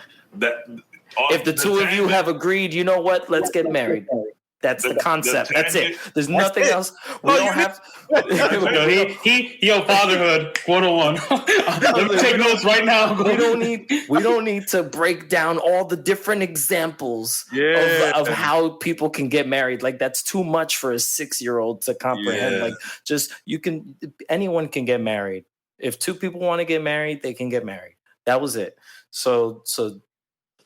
Yeah, you're muted, Crispin. I muted myself because the thing it turned off twice on me. That's why I went off 2 times. Matt. No, you're good. We can hear you. I just my mic wasn't twice already. It like went out. That's why I went out twice. I peeped. You peeped before too. No, I did peep. My shit, it's this shit you're just good. went crazy. But what I was trying to say is like the tangent that your wife, your wife, right? Yeah, wife. Yeah. On my phone. All right. That your wife was gonna go into, you just solved it with like word. You know what I'm saying? Like, it's just it's super simple. I appreciate you can marry whoever you want, and it's like kids understand real simple ideas. So like sometimes like parents just don't do that middleman work when it comes to just explaining because it's a lot of work, bro. It is a lot of work. But what I've learned, like just observing other parents, especially being a barber and just kind of having like families and kids in the chair and people sitting waiting for the kids to be done, is a lot of people parent like they let the tablet or they let the phone parent their kids because it keeps them away from the mix. You know what I'm saying? Here, sit down and watch Coco Melon and shut the fuck up. Like it's just one of those things where it's literally like, here's your shut up screen. I would never let please shut up and do this thing I want you to do. And like I don't tell anybody, especially if you're a customer of mine, I don't tell anybody how to raise their kid or anything like that. I'll just tell the parent if and why their kid gave me a hard time. And I'd just be like, hey, look, if this happens, maybe we'll have a better haircut next time. And they're like, oh, okay, you know what? Maybe next time we won't give him the phone. I'll have him like sit still. Okay, cool. Like, and I try to like, get people more willing to change like that. But I never tell anybody like, yeah, we're gonna do this and you need to do that. Nah, not really. It never works out good. It's actually funny. Sorry, last tangent, and we're gonna get to the. We're gonna. This is not. Keep going. This is gonna go right into Nintendo. Go ahead. We definitely can't forget the One Piece review at the end of the. Don't worry. We're gonna shoot through it, my nigga. I know. Give me. But listen, right? It's funny that you mentioned about kids being in a barber chair. So when I got this nice little shape up I got right now, bro, while I was getting the shape up, there was this little kid screaming in the chair, bro. I thought that they were beating the shit out of this kid, bro.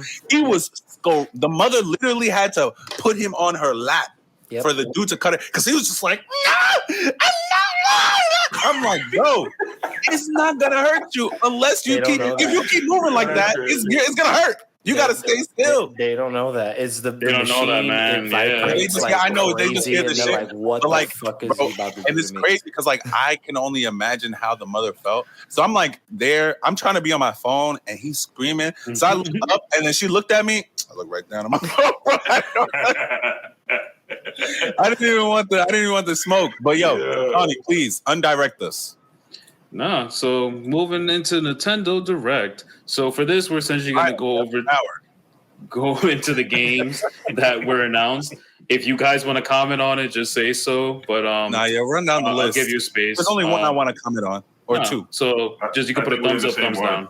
Yeah. So Fire Emblems Warriors, Three Hopes. Yeah, up or down. Fire Emblem Warriors. So I'm gonna do this. I don't know. I don't know it. Keep going. I'm good on that. Advance Wars 1 and 2 reboot camp. Moving on. No Man's Sky is getting released in summer of 2022. That was okay. Yeah, I'm not really too crazy on it. Mario Strikers Battle League. Yes! Yes!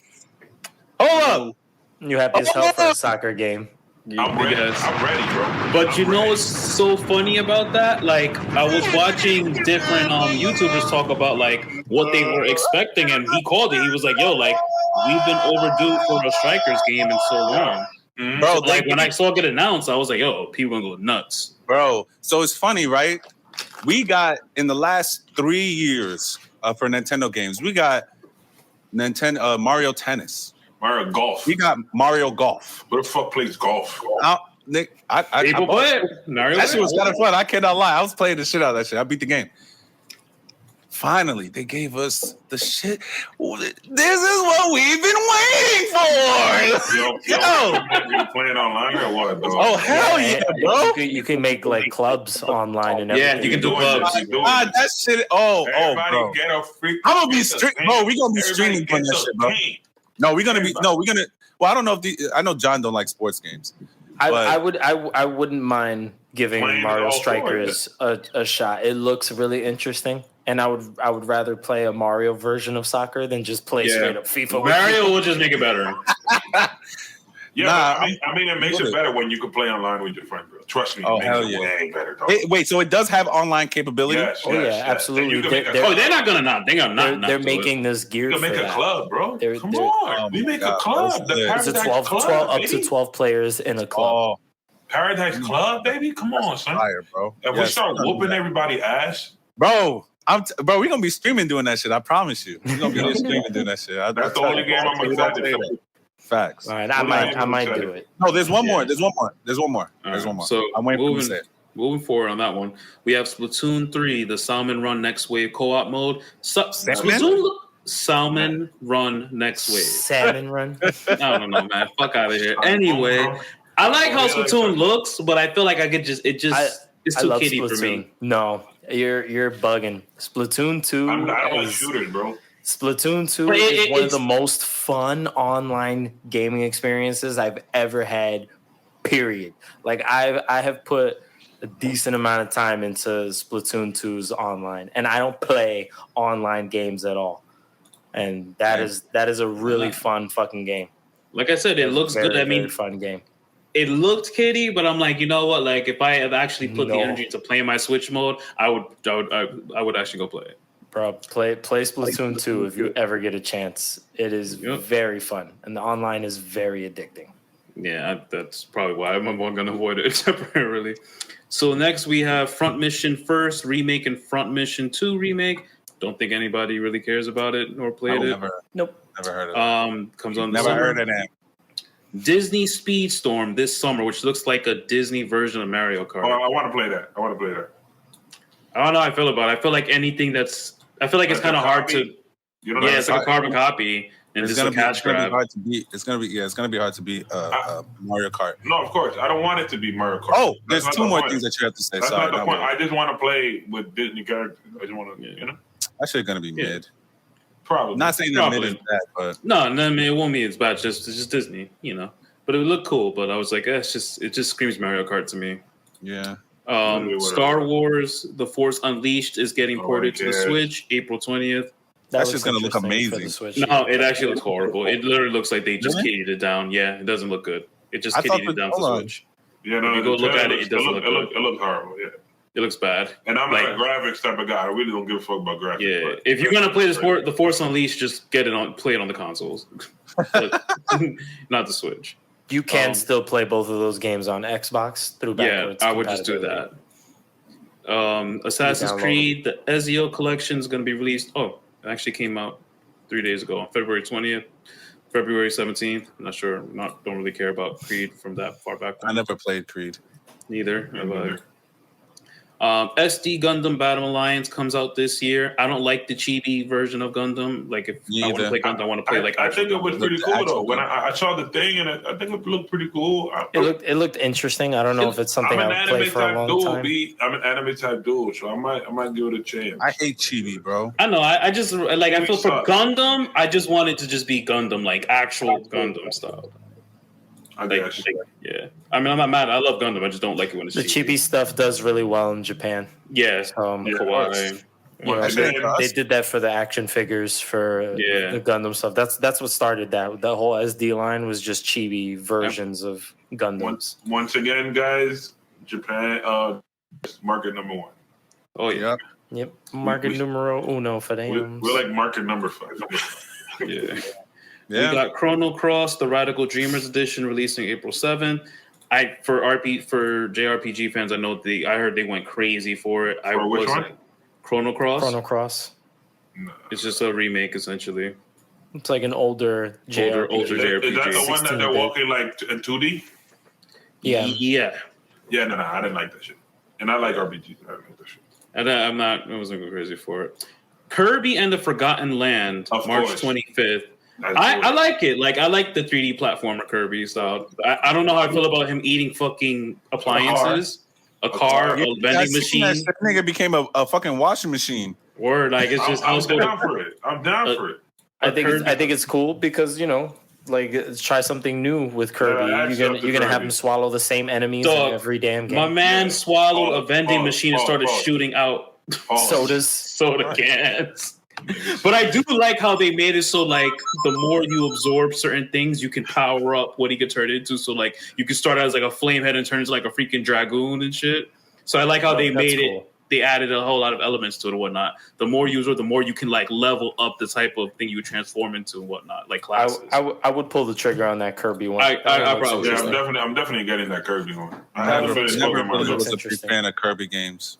Me neither, but this one looks that 3D that one looks dope. Like maybe I have to look at the trailer. Yeah. So yeah, I would say look at it. MLB The Show 22 is coming. Don't even mention. Kingdom Hearts. Nobody plays that shit in PlayStation. I can't, bro. They gave it play to Game Pass for free. Me and John downloaded it for a day and deleted that shit. I downloaded it for an hour and deleted that shit. It is garbage. The show, please. Moving on to Kingdom Hearts Integrum Masterpiece for the Cloud. John about to Kingdom Hearts port over to the Switch. I'm over. I'm upset. Just like everybody else, because the issue is that not that they put Kingdom Hearts on the Switch, but that they didn't put Kingdom Hearts on the Switch. They did cloud streaming to the Switch if you want to play those games. So for all of the games in that collection, it makes no sense because they're all small enough to fit on the Switch, no problem. Can you the only one quickly explain what's the difference between like actually having it on the Switch and cloud streaming? Like why people are upset? Briefly. Yeah, briefly. To play a game on cloud, you can only play it when you're connected to the internet, and it all depends on how it runs from that server that the game is on. And people have already streamed. If you have There's shitty that. internet, it's over. There's that, and people have already streamed the game, and they have good internet, and the game just doesn't perform well. Most of the games that they have available for cloud on the Switch, they don't perform very well. They stutter. The frame rates go, all crazy. Things just don't play right. People in Middle America probably pissed. Them niggas So, got no internet. People are upset that Square has just come out and said that they're just not interested in porting it to the Switch. That's why they did it this way, because it's cheaper to do it that way and just have it play from the server. But a lot of people were very These upset about companies it. be losing money when they port games to the Switch, right?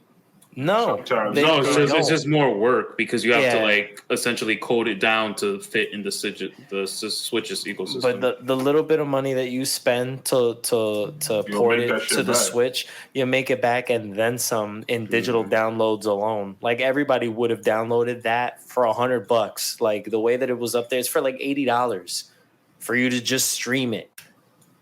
Just like you don't own the game, you don't even have the game on your Switch. You can't play it in the car. You know what I'm saying? Like you can't play it that like shit is on a ass. bus. You can't Like play you, on the airplane, nothing like that. You can't play the game unless you're connected to the internet. And I'm gonna pay $80 for this game collection that I can only play. Hold on. It's an $80 collection. No, I'm good. You know what I'm saying? Like, Fuck out so of here. that's why it's upsetting. Like if they said, okay, you could download all of the Kingdom Hearts games except for Kingdom Hearts 3, you have to play that one on cloud because the Switch will never play Kingdom Hearts 3. I'd have been like, all right, you know what? That makes perfect sense. And that's fine. Like if I want to play KH3, I'll play it on the Xbox or I'll play it on the PlayStation. Like, but that was a bummer. Everybody hates that one. Let's move on. Yeah. And with that, Clonoa Fantasy Reverie series comes out July 8th. That's a platformer from back in the PlayStation days. I mean, I'd probably try it just because I never played it and I like the platformers. But Keep it moving. keep it moving. Portal Companion Collection releases this year. What? Portal 1 and 2. Keep it moving. Just thinking, the Portal's great, but that's another story. Oh, I didn't know people played it. My bad. If people played It's it. an extremely It's actually popular really game. I good. just never really played fun. it. Oh, It's you really, never played really, it, Sean? yeah, No, I never played it. Shawny, you played it? yeah. It's really fun. It's really fun. All right. Well, it's more strategic than It's anything. puzzly. It's puzzly, yeah. It's a puzzly once- kind of game. You create a portal to get to another part of it, and you have to basically clear the level and whatnot and beat the game like that. It's a puzzle game. But it's a puzzle and you game. have a portal gun. And Yeah. you're solving the puzzles with portals. That's what you're doing. That sounds like Rick and Morty. It's exactly Exactly. like Rick and Morty. But I'm not not as that good crazy. at puzzle games. So Yeah, I I don't always like pass. this either. Yeah. Moving on to the next one, Live a Live, which is just JRPG remake, July 22nd. Nintendo Switch Sports, April 29th, 2023. Yes! Bro! I Some can't. volleyball, nigga. The only thing that I'm mad at is Uh-huh. no fucking boxing. They're fucking Yes. crazy. They're going to Because they update had it. that game, though. They're gonna update it. They shoulda gave us- with the orange. What's that game? They should have gave us the boxing in the You beginning, know bro. it's coming, dog. It's coming. Yeah, Watch. it's gonna- I Slap don't know nothing. I don't know nothing. April Don't tell me 29th. what We'll see what That's a happens. fact. That's a fact. I don't know They not shit. know anything. Nintendo will sell that to you as DLC. Or they'll throw it That's into what the expansion pass. They'll Oh, say, if you have brother. the expansion pass, now you get these new Nintendo Switch Sports too. Bro, Nintendo is trying to get all their fucking coin, You bro. know, they're Jesus gonna Christ. get everybody to pay that $50 a year. Oh my yeah. god. So we got that coming. There's Taiko one no more. Tsujutsu Rhythm Festival this year. That's that drummer game. I don't know how that even plays out on the Switch. I only liked it because the Demon Slayer Season 1 opening song is on there. Gurengen by Lisa is on there as a song. Moving on. Triangle Strategy, March 4, 2022. Oh, that shit go crazy. I can't hold you. Another JRPG. Wait, what's the game? Sorry. Triangle Strategy, another JRPG strategy type game. Then we got Cuphead, The Delicious Last Course. I think you play with whatever her name is. They just The- made a the Cuphead Chalice. a Netflix. Netflix show. Yeah, the next they show, did. yeah. That's going to be creepy as fuck. That game is still monstrously hard. Yes, and I'm not never doing even it. attempted. I like playing I games. have I don't it. like playing games that are super fucking hard. That shit is stupid fucking hard. I have it, and I didn't think it was gonna be that hard. And It's hard. Jesus fucking Christ, is that game hard as shit? That shit's like It's like not 2D, even fun. 2D It's so Dark Souls hard, not like, it's fun. not Yeah, fun. nah, I'm good. Yeah, like I ain't wasting my money. Man. Oh, no. Moving on from that hard ass bullshit. Metroid Dread got a free update available now. And it's a hard mode. That's what the update is. Hard- To it's play like the all game hard on mode. hard as There's shit a rookie or mode, easy too. as fuck. That was the Yeah. update. Yeah. I find it. Let me just say, quick side note. I find it kind of hilarious how they'll release games with no easy or no hard mode, just normal, and like, oh yeah, you beat the game, yeah, play it on easy or play it on hard. Like, was it? How is that a thing? Oh, Nintendo is all about getting their coin, my nigga. They just want your money. Golly. They will literally just throw anything, bro. They will throw shit on the wall, and niggas will buy it because Bro, it's Nintendo man, shit. this- Nintendo's like a crazy. combination of Disney and Apple. Oh, yeah. Let's Oh, not hold talk up, about John. Apple, bro. Hold up, Bro. John. Hold up, John. Let's not talk about Apple, bro. Please, let's not talk about Apple. Moving to the next topic, Earthbound and Earthbound Beginnings is coming out on Nintendo Switch Coming to Online. Switch It's out. Online. It's actually out I'm now, actually interested in trying that because And- I've heard for years Yeah, there's that a- Earthbound is it's like one of the RPG. greatest RPGs Nintendo's ever done. It's Earthbound? Yeah. I want to Yeah. play that. Yeah. I was looking at some niggas review that shit, and they were like, "Oh, I was waiting for this game to be on the Switch." I was like, "I didn't agree to that." yeah, I think it's the first time it comes up for the US. It's the right? first time it's been like available to Anywhere. us in a long Yeah. ass time. And for anyone who doesn't know what Earthbound is, if you ever play Super Smash Brothers and you've seen the character Ness and Lucas, Ness they're from the and game Lucas. Earthbound. PK Oh. Thunder. PK Hammer, Oh, PK that's Fire. fire. That's the game they we came need, from. we need to play that, like for sure. I need to play that. For Nah, I'm sure. Yeah, definitely gonna for play sure. it then. I might get Definitely this shit, check that out. man. Zombie Army 4, Dead Wait, that's War, gonna be on the. I'm sorry to cut. I'm Switch sorry to Online. cut. Nintendo Switch That's on the Online. Switch available Online, now. the Super The Nintendo Super one. Nintendo. Yeah. Beautiful. That's the $20 one or the That's the $50 regular free. one. Yeah, the regular $20 one. You I'm gonna get the Super $50 Nintendo. one regardless. So that's what it is. I mean, do they got Sonic on the $50 one? think so. I know you they have had to check, you have to games, check right? the games that are on the Genesis emulator. There might be the original Sonic, like Sonic 1, or like Sonic 1 and 2, and then that's it. Keep it moving. Keep it smooth. They sell all of the Sonic stuff legacy on the Switch Yeah. anyway. Like you could just buy them by themselves if you wanted to. No, you Sega can't. puts all that shit up there. I can't buy Sonic Heroes. Stop saying that I can. They're not gonna put that. We're talking about the classic. That is the 2D best Sonic game, nigga. What is you We talking will give about, it time. They're not gonna give you that. bro? I'm Niggas sorry. need to give me that Give it shit, time. bro. You're gonna Moving need on to to play the that next shit one. on an old While we console. continue to dream, we got Zombie Army 4, Dead War. I don't really care. I'm pretty sure nobody Nobody cares cares about it. about that. No. Gets to Fumanden Undying Moon out now. I don't even remember what it looked like. I'd have to look it up again. Keep it Moving pushing. on. Demon Slayer Kimetsu no Yaiba, the Hinokami Keep it Chronicles, moving, is keep it coming moving. to the Keep it Switch on pushing. June 10th. Game is Oh, terrible. man. Keep it Lego moving. Keep it moving. Lego Brawls, June 2022. 2 Point Campus, May 17th.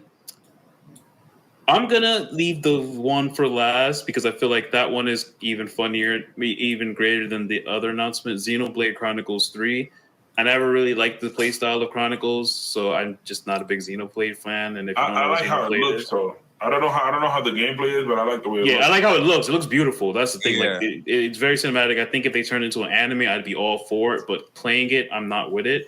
And for those who don't know what Xenoblade is, that's the game that oh my god, Shulk, right? Shulk came from Chronicles, and there was other characters in Smash. Pyra, from the- Pyra, and the other girl that she Yeah. turns into.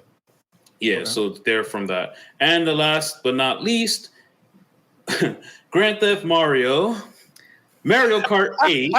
Grand Theft Mario. This nigga crazy for that. Grand Theft Mario Kart 8 Deluxe DLC Booster Course Pass comes out March 18th, Wave 1. Instead of giving us Mario Kart 9, they will be allowing you to play damn near 48 tracks from all of the every Mario previous, every Mario Kart game prior. And you'll Except be for able to 1 play. year away. Yep, and you'll be able to play all of them on Mario Kart 8, which means you are never fucking getting Mario Kart 9. The same way you will never get GTA 6. So rent that Mario. On the other side of this, I might be on the other side of this. I'm not mad at them giving us more. I'm not mad at it. I'm not either, but it's just that like people get pissed off about one it. at a time. One at a time. Let me. If someone please tell me what they can do better about this Mario Kart 8. Like what is wrong with the game?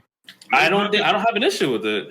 So that's what I'm saying. Like I think if there's nothing that they can really upgrade or like do different, giving us more maps. It's just going to be new maps. New maps, new characters, and maybe they add new different. Come on, son. You know what they can do? You know what they can do? The only thing I am mad at is the fact that they're making us pay for fucking 6 waves of this shit. If you have John, clarify that, please. If you have the Switch Online expansion pass, you don't have to pay for this DLC at all.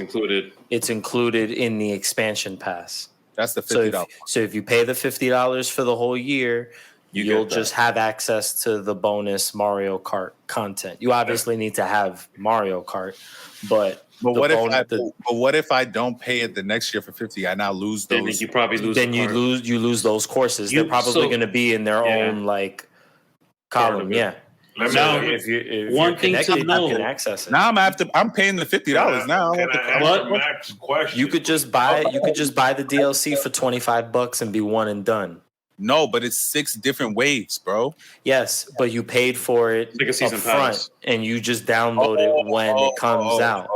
Okay. Yeah. Let me answer Mac's question. You know what they could do? What's wrong with? Yeah. What could they update? But what they could add? You know how they have Smash Bros. And it has all these characters in it. Add more characters. Make a Mario Kart Smash Bros. And then just let that shit rock and roll. Maybe you know what's funny? Cool. You know what's funny is that might be the direction that they're going, and that's probably the reason why we're not getting Mario Kart 9, because we're probably just going to get Nintendo Kart. We're probably just going to get whatever is like the Smash Brothers equivalent of Mario Super Kart. Nintendo Kart 1. I'll be good with that. So they're probably doing Mario Kart 8 as like the final mega ultimate Mario Kart experience. But if we keep it Super Smash Bros. is just Mario Brothers with a play on it, and they just added everything from Nintendo. Like I feel like you could just make a Mario Kart 9, but again, I do get it. Just call it Nintendo. Yeah, I'm not mad at that. They might be changing trajectory. I mean, it's cool that they're doing this and they're even including it in the Switch Online. The fact that it's not just a little stupid one and done DLC, like, oh, here you're gonna get 2 new circuits, like 8 courses, you know what I'm saying? Like, and that's it. Yeah. Like, here you go, eat that, motherfuckers, for the next 2 years. They're giving us like how many? 48 new courses, which is a lot. That's crazy. That's a lot of content. Crazy. So I'm happy that they're giving us a lot, but I am also upset that we're not getting a new game. But I don't think they could do anything different, right? Like they stopped with 8, which has like that what is that, the anti-gravity mode where like the wheels they flip sideways and you're basically floating. I think that was a great addition. I cannot lie. That's the gimmick for 8. You know what I'm saying? Like they're like, we haven't had another super gimmicky thing since like Double Dash. You know, when you played with 2 characters. So like I don't think you could do anything different to the Mario Kart formula. So I think just expanding it and making it like Ultimate Mario Kart, which is basically what they're doing, isn't a terrible idea. Fucking riding around as Metroid Prime, that should be Samus. Here for it, Samus, that should be fire. Pikachu, Mew. Oh my god, as Ness, my nigga. I'm wilding out. Nigga, what? But I think listen to me, bro. Get that fucking game so we can play online, bro. I agree with John. I feel like, well, again, I think they should just make it 9 and just throw the characters in there anyway. But I do think they're just going to make a Nintendo Kart. But when you look at it, they kind of do need to give us something because, Mario Kart 8 came out in 2014. Came out on the Wii U. Damn. It was the Mario Kart for the Wii Nah, they U. have to be making something crazy. And You then- gotta be you having gotta get something off the crazy. car. You gotta get off the car, smack somebody, get back on your car. They're doing the DLC because they're working on whatever's the next Niggas Mario talking Kart. about Mario drive-bys. What the hell is he just be talking about? Bro, they have what? How many years is that? 25 years? That's 8 years, 6 bro. years? Eight? That's 8 years. Nick, come on, dog. Come on, dog. That's So- crazy. But they're probably working on it in secret, and they're not gonna say anything, just like they do with everything else. They're not gonna say anything. I mean, we're not even close to getting Metroid Prime 4, right? Like Retro Studios is still advertising that they're hiring people to get this shit moving. COVID's So a like bitch. they haven't really like done too much work because they started from scratch. Nintendo like told the previous developer, no, that's it. We're not doing this anymore. And they're starting the game all over again. So, Damn. you know, Game was by probably ass. the time that we It get might actually Metroid be Prime better, who 4, knows? yeah, by the time we get Metroid Prime 4, it'll probably be at the end of the Switch's life cycle. And we don't know what the next Nintendo console will be. We don't know if it's supposed to be El backwards Switcho. compatible with the Switch or something like that, which it might When have has, to be. when has Nintendo ever done backwards compatible? Almost Never. every system. Yeah. Almost every system. Anything like after the like the Wii. You could play GameCube listen. games on the Wii. Yes, Yeah, the game. yeah. There was a whole. The Wii played GameCube games. It had memory card slots and GameCube controller ports on top of it. I know The that. Wii U plays Wii games. Yeah, you can actually plug in the adapter. But can you play a Game Boy game on the Wii U? If you download it on the virtual console, like I was talking about earlier, yes. Oh, okay. Not I physically. misspoke. My bad. Yeah. You got me. Hold on. I'll give you that, John. Hold on. Give him the little Mario sign. That's what I'm talking Got about. it. So, and That's People why said the that. I said that. I eShop said that. thing was a big deal. You know, I said that, and I just realized that I definitely played fucking Game Boy games on a Game Boy Advance. No, that's easy though. That's easy money. That was No, easy but money. that's yeah. no, that's that forward. was easy money. It's too complicated. Is that it though? Is that it? Was that the last direct? That was the Undirect? last That was Direct. the I literally last just got Direct 5 talking things to point. burn through. The Doctor Strange trailer got released during Super Bowl. Well, the new Doctor Strange trailer came out. A new Saw that. Moon Knight That's trailer amazing. came out. The Saw new that. Lord of the Rings Oh, Moon trailer Knight. came out. Yep. What was the second one? Lord of the Oh. Rings. Oh yeah, so Doctor Strange, that's when they Moon was Knight, that's when they Lord of was the Rings. having a clan meeting in the comments. So those got released. They're available for everybody to go see. Netflix is making a BioShock movie. I'm excited for that. Never seen played the game. So I'm actually weary about, bro. I've always have been, and I always will be weary about video game becoming like TV shows. The only one that has done it right to me is Sonic. I don't know another one that has done it. honestly, the way that BioShock is set up, it can literally be like a horror style Netflix show. Like it's literally set up that way perfectly. I think that's the one that will just transition smoothly. Cyberpunk 2077 got a free next gen upgrade that fixed a lot of the issues and whatnot. I don't know if people still have faith in Cyberpunk, so I'll leave that alone. I don't know. I have it, and I still haven't really played it like that. So I might do it now that the update is up, and I could play the Series X version. Yeah, like I got nothing. It's just on it. it's so tasky. Like all those side quests on that map were ridiculous. That map was colorful as fuck, and I was like, I don't really want to do any of this. Yeah. Yeah, it was a lot. It was a lot to take in. Speaking of Sonic the Hedgehog 3. This is all right. This is going to be another conversation for a whole nother episode. But we got to talk about these shows getting renewed for new seasons ahead of the premiere of their current season, one. of the current one. Yeah, Or the has shit it hasn't even come out yet, and they're talking about Knuckles getting a whole a show, a series. So Sonic the Hedgehog 3 movie was announced already, and Wait, at least Three was announced they already. They even released the. So when is 2 coming out? 2 hasn't even in like a month and change. 2 comes out soon. No. Oh, that means 2 must be crazy good if they telling me 3 is. Oh no, that's crazy. Mm-hmm. So You know, we're you know what's happening? You know what's happening? They showed it to the same people they showed 1 and 2 had a better reaction from them. Yeah. And it's probably like, God damn, these niggas went crazy with this one. Yo, I announced 3 because 2 about to go crazy. You know what I'm saying? Bro, they probably don't even have the storyboard yet for 3. My Talking nigga, about they don't have the story. Be surprised. Yeah. Maybe 2 is like a 2-parter. Maybe like it ends with a cliffhanger, and then we see You're a the 2-parter, conclusion nigga. Shut the in fuck part up. 3. What is this nigga talking about? Why is this nigga I'm just talking like saying. that? I'm He's just like, saying. You're a 2-parter, nigga. I'm just saying. Nah, you got it. Infinity War Endgame taught a lot of people, Yo, stop talking to me shit. about those movies, bro. They taught a lot of people how to make some of this. Exactly. Well, we could tell a long ass story, break it into 2 movies. It's gonna Bro, go crazy. And let Ugo fall asleep in the movie theater 3 times. Idris Knuckles about to go crazy right now. You fell asleep in He fell asleep during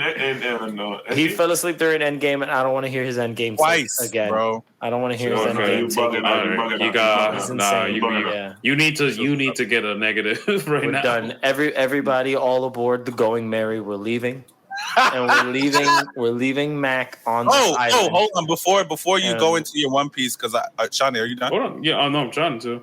Halo TV, same thing. Halo TV series got announced for season 2. Season 1 hasn't even premiered yet. Bro, what is good with these niggas? I don't know. I said it's a whole hit me up. other. Yo, hit me up, bro. budget's Hit me there. up. The budget I'll put is some there. lights up. I'll put some lights up. I just want to be the Yo, credits. please put put some me in the lights writing room. Yeah, I'll write for y'all niggas, man. Y'all niggas Whole do the episode movie on that. Stop We're it. gonna need a whole episode for that. That's where I want to be. I want to be in Hollywood making movies. So if I could start putting the lights up, I could move myself up. You know what I'm saying? Hey, man, that's how you start. You feel me? Peacemaker. Kim Kardashian was Paris Hilton's assistant. Yeah. Let me stay quiet. What a wild take. I was about to say some bullshit. Wow. All right.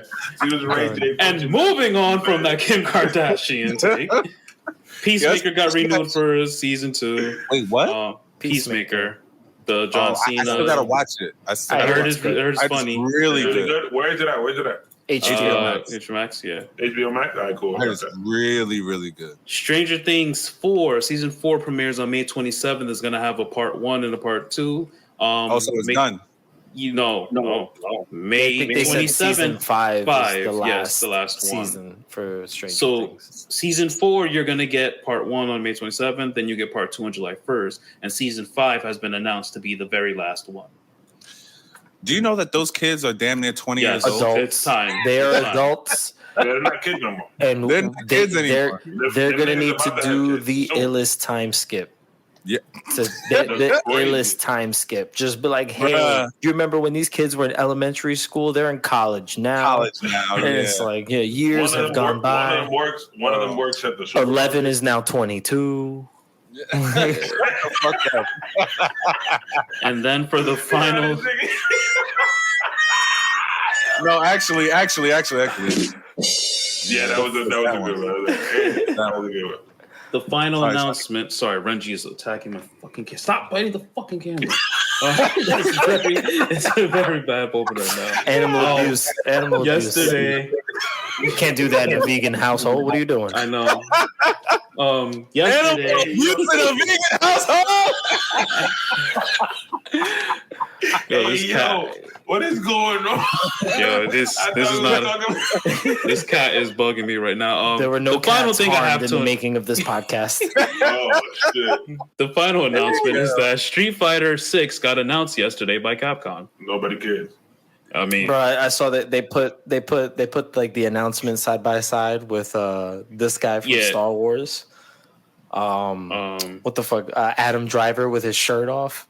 You know, Yeah, And they Because put those two pictures next to each other. yeah. Maybe I'm crazy. You guys tell me. You know when I think they dropped the ball when they made that movie? Oh, the movie one. We don't talk about Street Oh Fighter my movies. god, Live bro! actions. They don't drop the ball. Nah, but They have from done what it themselves. from what they're saying is that this Street Fighter is supposed to bring in a new generation because the new main character, obviously you're gonna have your Ryu, but the new character was the last DLC they dropped for Street Fighter 5, and apparently he actually could be the son. A lot of people don't know that Street Fighter 1 wasn't even like Street Fighter 1 wasn't even that popular. It was Street Fighter 2 that really kicked off everything for it and whatnot. Mhm. Street Fighter 1 looks completely different from what Street Fighter 2 did.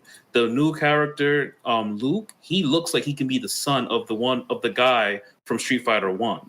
So they're bringing it back full circle, starting for a new generation. The fighter fans know exactly why it's relevant and whatnot for our fans that are Street Fighter fans and whatnot. So, it's supposed to be a new generation. I guess I'm not a Street Fighter fan because I don't know what the fuck. Yeah, a lot of people don't know about 1, but there's a lot of diehards and whatnot. It was a big announcement. Everybody went crazy. Street Fighter 5 had a very nasty start in the beginning. So, and that's all we got for the culture. I don't think the developers from Street Fighter 1 know about Street Fighter 1. I mean, all right. Last, go ahead. I gotta take Renji. So continue. last thing before John gets into the One Piece review, and then we bounce out of here. By the time this has posted, the new Proud Family would have dropped. Oh shit! No. Okay. You good? Damn you, Renji! Damn you! Renji. I'm mad that he fucking named this guy Renji. Oh my god! Renji's a dope character, man. Renji Abarai. Huh? That's his full name. That's his full name. No, I wasn't talking about him. I said what you just said. Renji's a dope character since when? Renji is a dope I like character. Bleach and I like Renji. I watched Bleach. Renji was cool. Renji lit when he go Bankai on these niggas with the little. Renji the dude with the red hair, right? Yeah. Yes. What's his sword name? What's his sword name? Oh shit! Yeah, it's gonna be to remember a lot right now. Y'all niggas is not fans. Look at y'all. Oh, bro, What's it's his been a sword long name, time man? since I've revisited I'm some not Bleach. a fan, bro. I think you don't like Bleach was Bleach? good. It was okay. Oh, nah, you're bugging. It was okay. I watched it up until the beginning of the Fullbringer arc, and the way that last arc Zabimaru. ended, I remember. the way that last arc ended just pissed me off. Like this nigga he became the strongest nigga just to lose all his powers. That was just nigga. He got Orochimaru as a fucking sword. just so you know, Juice, that's not the end of Bleach. I know that's not the end. I said that's Should've where read I the stopped manga, nigga. because I just was not fucking with how that ended. Like that the ending did not live up to what it was supposed to live up to for me anyway. But back to what I was saying just before, so we can get out of here because we've been here for 2 hours, damn near. No. The Louder and Prouder Proud Family would have come out by the time this episode has been released, and I just wanted to say that I'm so excited that the Proud Family is coming back. The show only had 2 seasons. People don't know this. The show only had 2 seasons. It's just both seasons were like 40 episodes or some shit like that. I think one season was like big. I might be capping, but like they had longer seasons back then because they would do like 12 episodes and then stop. Bro, they got someone else doing the new intro song, but they would have 12 episodes and stop, then bring another 12 episodes. So it was like maybe 50 episodes in all, and only 2 seasons across plus the movie. But they got the new, the reimagined version, and it's done by this is the second time. It's done by the beautiful Joyce Rice. If you guys don't know her, she is a singer-songwriter. I'm not too sure where she's from, but she's beautiful. And she can sing. And I'm going to see her in April. So I am excited. But yeah, so I can't wait till the Louder and Prouder comes out. The first 2 episodes, I think they're going to give us either 2 or 3 episodes, which is great. The only thing I'm mad at is the fact that it's coming at the end of Black History Month. And they could have gave us mad at the Proud beginning. Family They could have given it at the beginning. Yeah, they should have gave it to us for the whole month. Like, at least do something for us, Disney. We be giving you the coin. You could do at least the minimum something for us, please. Por favor. Por favor. Please. But that's it for me. I don't have anything else. So, John, let's get on the going, man. Let's go. Yeah, let's take it away. Just where are you at One Piece? What's going on? Okay, so I am now on episode 236. Ooh. Damn! So hold up. The last episode I was on was 222. So I'm on 236. Listen. I'm getting through what I can, and stuff has happened. A lot of stuff has happened. I could talk about a lot of stuff. I have gotten through whatever I could have gotten through recently.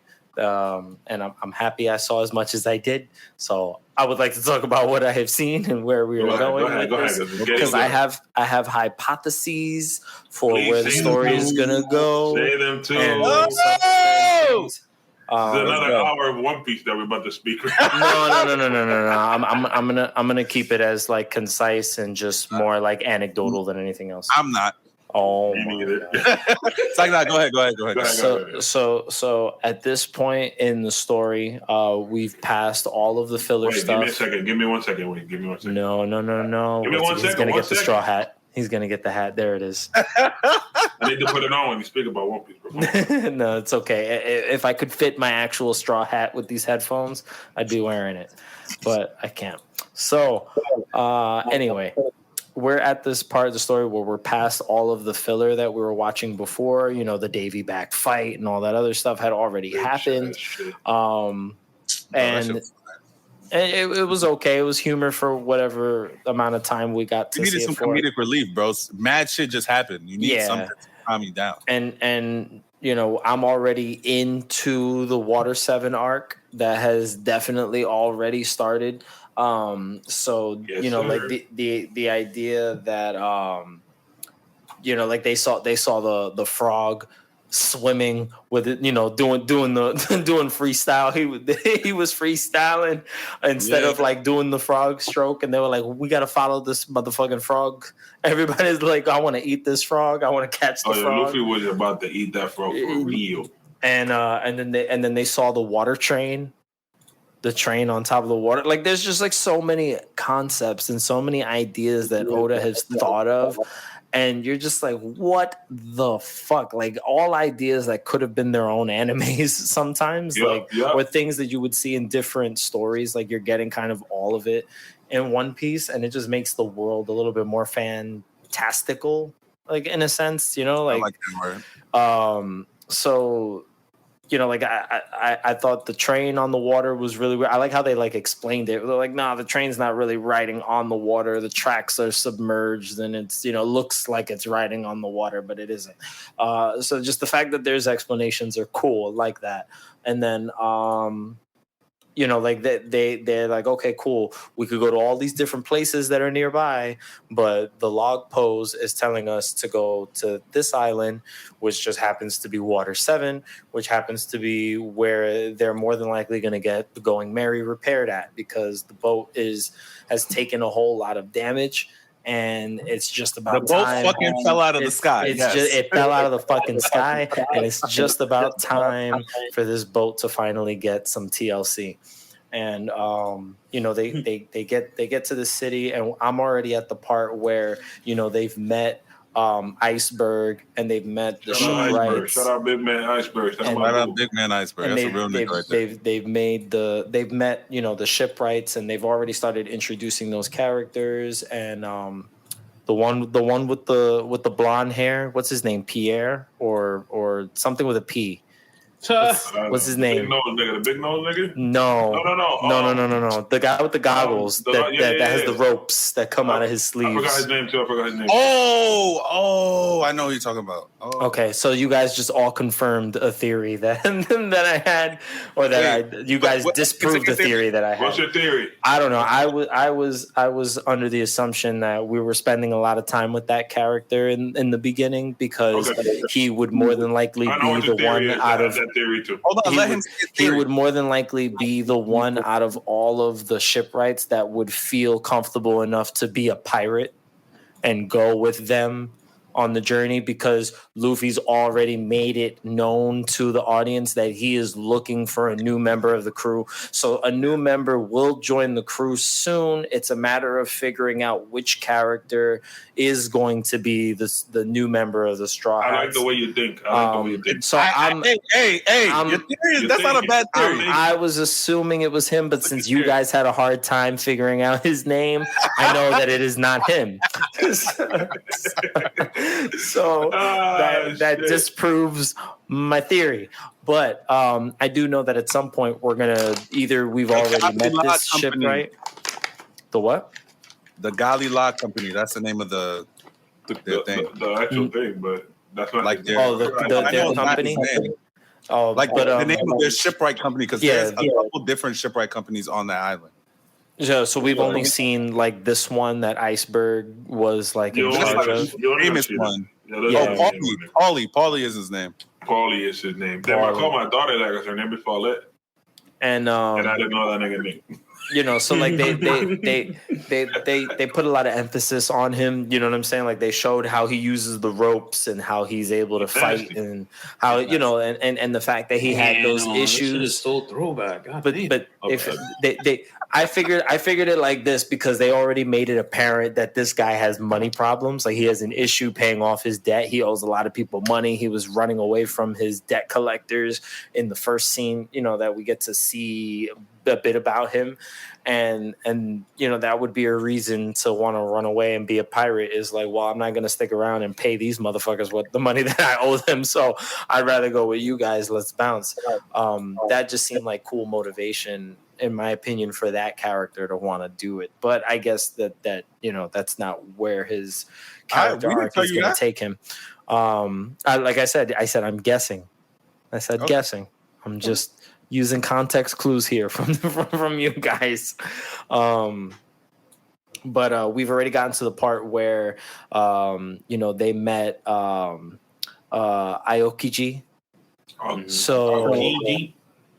Aokiji. Yeah, that's what I was telling you. I'm going to use the Japanese pronunciations because I haven't heard the English pronunciations of any of the names. So if I say something and it just sounds wonky, that's the reason why. No, we might actually know those two.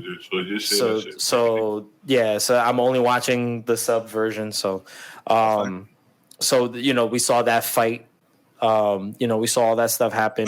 And it was a fight. It was not a fight. That wasn't a fight. That wasn't a fight. Them niggas getting washed. We saw the action, right? Like, we saw the action. You know, and then they've alluded to, you know, Robin's backstory a little bit.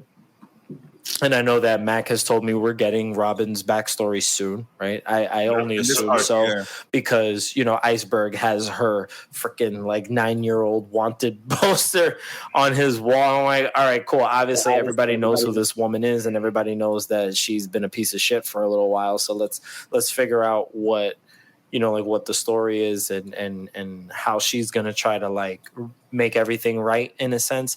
Or maybe she's not going to make everything right. She's just going to be like, well, this is my life. I've always been this, and there's nothing I could do about it. And then Luffy, like, smacks her in the face, and it's like, shut the fuck up, bitch. You a straw hat.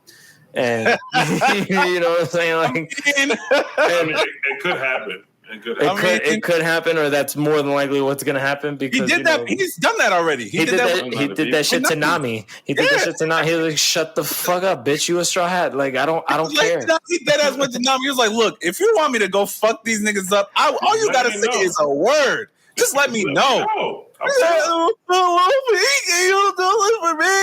Nigga took off his hat, said, "Yo, hold this for me real quick. I'm gonna be right back. Let me go fuck this. I'm gonna go punch me a fish." Yeah, I'm gonna go punch me a fucking. He literally said, "Hold my beer, like hold my beer." Yeah, go beat that nigga up. I feel like that's where we're going, right? So, and then you know, we already got through the scenes where they were fighting the Frankie family.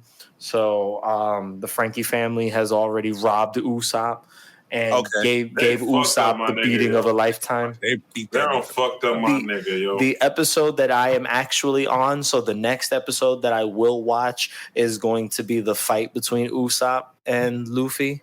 Oh, so you got there already. So I got to the part where Usopp is just like, I'm gonna fight you, and I already know how to beat you, and I'm just like, you know why they're fighting though? You know why they're fighting though? They're fighting because Luffy understands that the Going Merry needs to be replaced at this point, and you know, it's not that he understands. It's not that he understands. It's that he was told that the only thing that the Going Merry needs right now is the trash heap. Get a new fucking ship. That ship has taken them all the way from the. I mean, from the East Blue anymore. No, all the way from the East Blue to the Grand Line. You gotta go. And you seen what happened in Skypiea. Yep. Right when that little shadow thing was fixing it and shit like that. fixing the ship that one night when Usopp went to the lake because he got to take a leak or whatever. So yeah, bro. These niggas the ship has been through a lot, you know. So I mean, I get Usopp's part of the argument. So Usopp is insisting that, you know, the same thing like you said, that Luffy is taking what they said as fact. Face value, yeah. But at the same time, you know, like if you brought your ship to the experts and the experts are telling you like, yeah, we're the best at this shit, but I can't fix this shit. You're better off buying a new one. Like he wasn't there. He wasn't there when they were. Usopp wasn't there when they were explaining it, and then he wasn't trying to hear it. Paulie was explaining to them about the you know, about that nigga Paulie took to me. He's like, "Yo, come here real quick. Look at the hull. Look at the bottom of this shit. There's a fucking hole. The thing that holds the spine. Shit together, I forgot what it was called, but like that shit is broken on the bottom. That shit is broken. That's what you need for the ship. Is like that's basically the whole ship. Is that one beam? You know, so it's like that's like the foundation of a house. Like once the foundation is done, the whole house is coming down. Yeah. So you know. So wait, quick question. Watch the question you asked. It's a y'all just talked about it. Okay. But I'm only asking because no, I know, and let me finish. All I'm saying is if it's a spoiler, just say you can't answer. But okay. But in Skypiea, when fucking the Mary was getting repaired by whatever the hell that shit was. What the fuck was going on there? Because even to this day, I still never understood that. Can't answer that. Can't answer that. Damn. See, I don't even know to this day. And you don't know. They tell us in this arc, like they tell you in this arc. It's Water 7. Let me Google that because I do not remember who the fuck. Right. So I can tell you, but I can't. No. On an aside, right? I think Oda's wait, hold on. Let's before you go into the Oda shit, I just want to talk about the Usopp and Luffy fight because I feel like this fight. Let me see it first. No, I'm not talking about the actual fight. I'm talking about the build up to the fight because I feel like that shit is another thing that you didn't really go over, and you may have missed it. Is that the real reason why Usopp feels like Luffy's giving up. He's giving up on. So if you remember, I'm not gonna spoil it because what I am gonna say is gonna spoil it for him. So I'm not gonna say that part. But if you remember where they got the ship from his homeland. Yes, right. Yes. From the girl that he has a huge crush on. Exactly. So he has a special. She gifted them that ship. Yes, I know. Yeah, and he doesn't want to give that shit up. Because it's his emotional attachment. I know there's more, Crispin. I know there's other reasons. He said it on when they started the little argument in the ship. He said it. He said why Usopp said why he felt some type of way. He felt like Luffy was just taking what they said as fact without questioning it.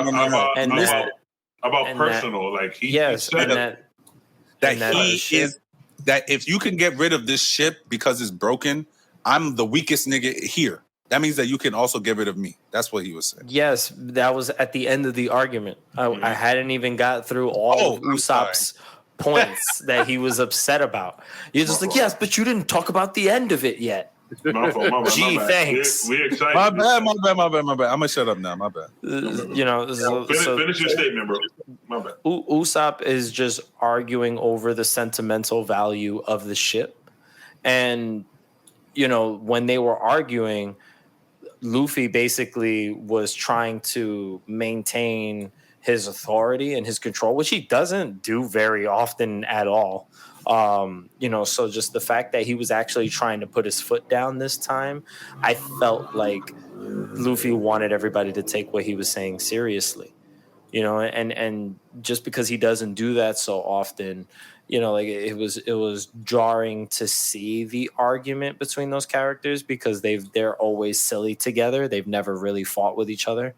But, you know, the fact that Luffy almost said, if you don't like my decision, you can leave too. Peace. And Sanji don't kick the shit out of my dude. Yeah, and Sanji didn't want to hear that. Nobody wanted to hear their argument like that. because it obviously affects all of them. It affects their whole group because they've all grown attached to each other and they've been through a lot already together. So to just lose an early member of the crew doesn't feel right to everyone. And obviously, I know that Usopp's not going anywhere, but it's just seeing the tension. Excuse me. Seeing the tension allows these characters to feel more real and to feel like they actually have spent time together, because there is no situation where you spend so much time with a group of people and you don't argue with any of them ever. Exactly. Like you're going to have disagreements and people are going to fight and people are going to be really passionate about two differing opinions. And, but I think this is the first time we have seen two people in the crew like get this heated. Yeah, because other than Zoro and Sanji when they're bickering with each other, right? Because they bicker all the time. That's regular shit. But that is arguing and that is fighting that happens within the Straw Hats, right? It's just not like nobody takes it serious. Okay, so let me rephrase what I just said. This is the first time where we're seeing someone being kicked out because of an argument that is being had. Yeah, basically. So, like I'm curious just to see how they're going to resolve the issue between these two characters. And then, I'm also curious to see them kind of progress Robin's story already. Like, I know they're saving it, which is the reason why none of it has come up just yet. They're dealing with the Frankie family and they're going to go fight Frankie at some point. And wait, so you've already seen, like, they've been looking for Robin for a minute though, right? They've been looking for her. Yeah, but she's only been gone for like a day so far. Like it literally, like everything happened in one day. They got there, they got the money. The money got stolen. That whole arc is like only a day or 2 days. 2 days? 2 days. 2 days. Well, right now I'm at the end of the first day because it is 10 o'clock at night and Usopp just showed up and he just told Luffy, or maybe 3 days. Fuck you up. 3 days. Sorry, but yeah, continue. So, like that's literally what happened so far. It's like this is the first day they're there and it's nighttime. And they said that Luffy has already said we have to wait for Frankie to come back so we can kick his ass and figure out if he still has the money or not. So we got to wait for Frankie to come back. And I got to wait for 10 o'clock because I got to fight Usopp. And nigga got yeah, we got to wait. That schedule. Yeah. Luffy already knows what's going on, so like this is just the first day, so like we're gonna see what happens in the story. And it's one of my favorite fights, to be honest. This is cool. I like Oda's skill at world building, right? Because what I was trying to get at a little earlier was just these really out of nowhere type of concepts, like coming up with a way, an in-world explanation for having islands exist in the sky was one thing. And then now having this really large, like water fountain, like utopia type of thing where they're using water pressure as like, natural elevators to bring, people up and down through this big Venice, like, super city. Yeah. And it's just interesting, just having the Yagaras, the Yagaras. Yeah, those things. Them niggas be going fast though. Them niggas be going stupid. But like, Oda creates all of this stuff, and yeah, obviously it's convenient for the story. Of course, bro. Right? Yeah. But it's just his ability to create all of these things, make them make sense, still be weird and unique to the area that they're in. And my fault for cutting you off, but you're good. Almost every anime has a convenient thing for the story. Oh yeah, every anime. It's not almost has something convenient. There has to be some kind of convenience because, like, it's plot. That's what it is.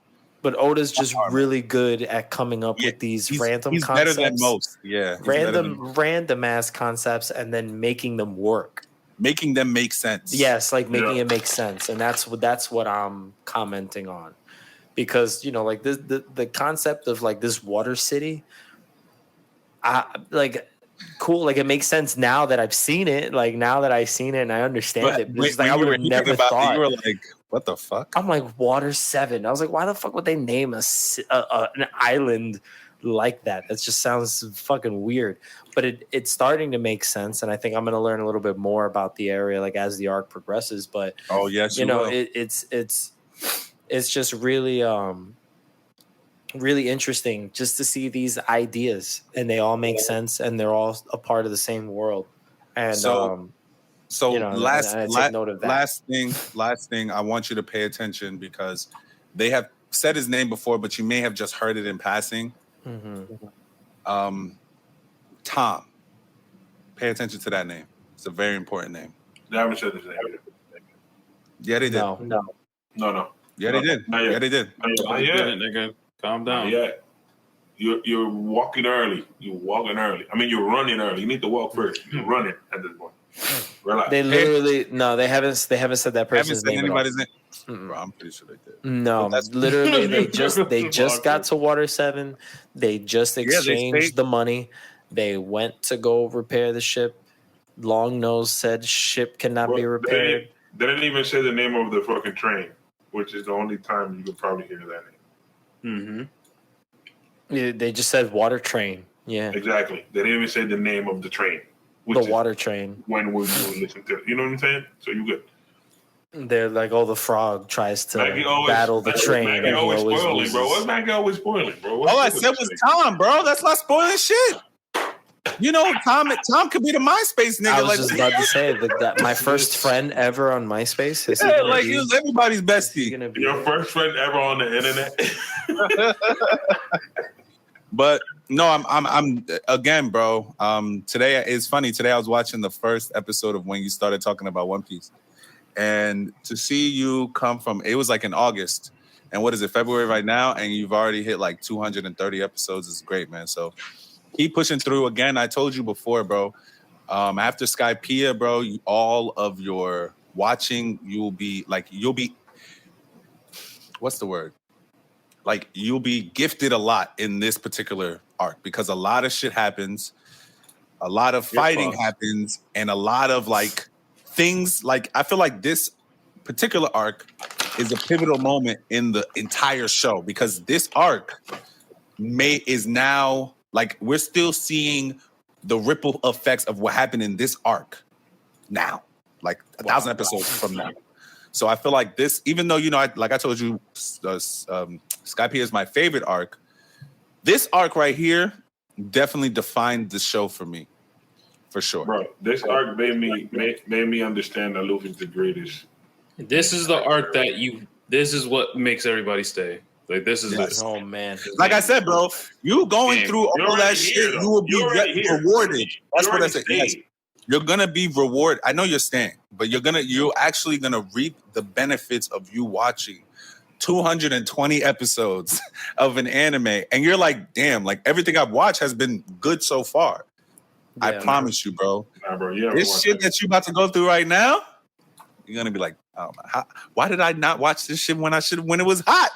Like when it was on, you feel me? Or I've noticed, like I'm looking at the original air date for this season, and this was originally aired in 2005. Yes. crazy.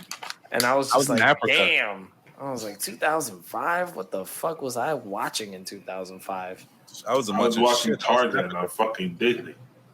I was probably watching like Great Digimon movie, by the way. Great movie with a great soundtrack. Whatever was on Toonami.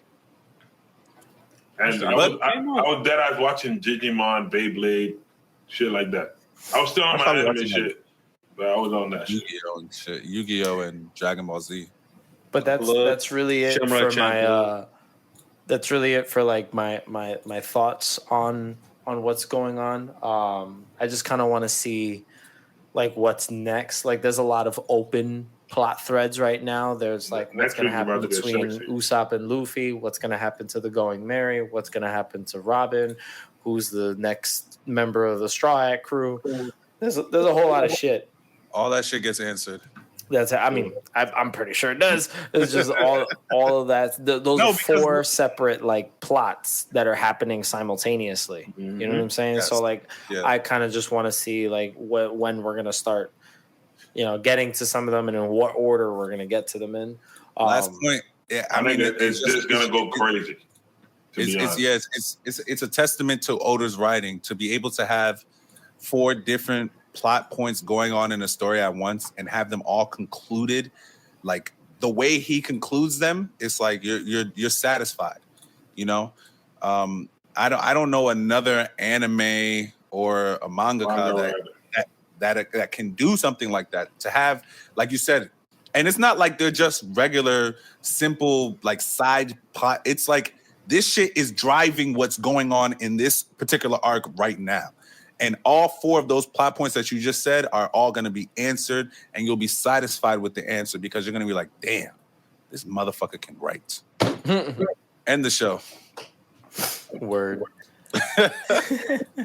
Well, I appreciate you, giving us your One Piece wisdom for the. I told you, bro. Let me know when you get to. Well, I'm gonna find out. But when you get to episode 300, I'm gonna start watching it with you. Word. I'll probably end up passing you, but whatever. Yeah, because free time and me just don't get along. Nah, not at all. He's not your best friend. He's not. So that's basically all we have for today. It's been a really, really, really long episode. I really appreciate Shawny being extremely prepared for today's episode and doing all of that news recap and research for us ahead of time. So thank you, Shawny, for guiding us through today's episode. That was really, really good. And that's about it. So if you guys would like to leave us a comment and tell us about anything that you were looking forward to from this recent Nintendo Direct, let us know how you feel about things like digital game preservation and any of the other topics that we might have discussed during this episode. Let us know your thoughts and opinions down in the comments below. Don't forget to like the video, subscribe to the YouTube channel, and share with your friends and family who might be interested in anime or video game content. We do a whole lot of other stuff. If you want to stick around for bonus content, we do have a Patreon that is available. You can become a Patreon member and have access to bonus content. And if you're listening to us on Anchor, you can donate to the podcast as well on Anchor. And that's going to allow us to give you guys more and better content in the future. All of our social media information is also down in the description. You can follow us and stay in the mix and all things anime and video games nature here on podcast. And we will catch you guys on the next episode. I'm out. Sheesh.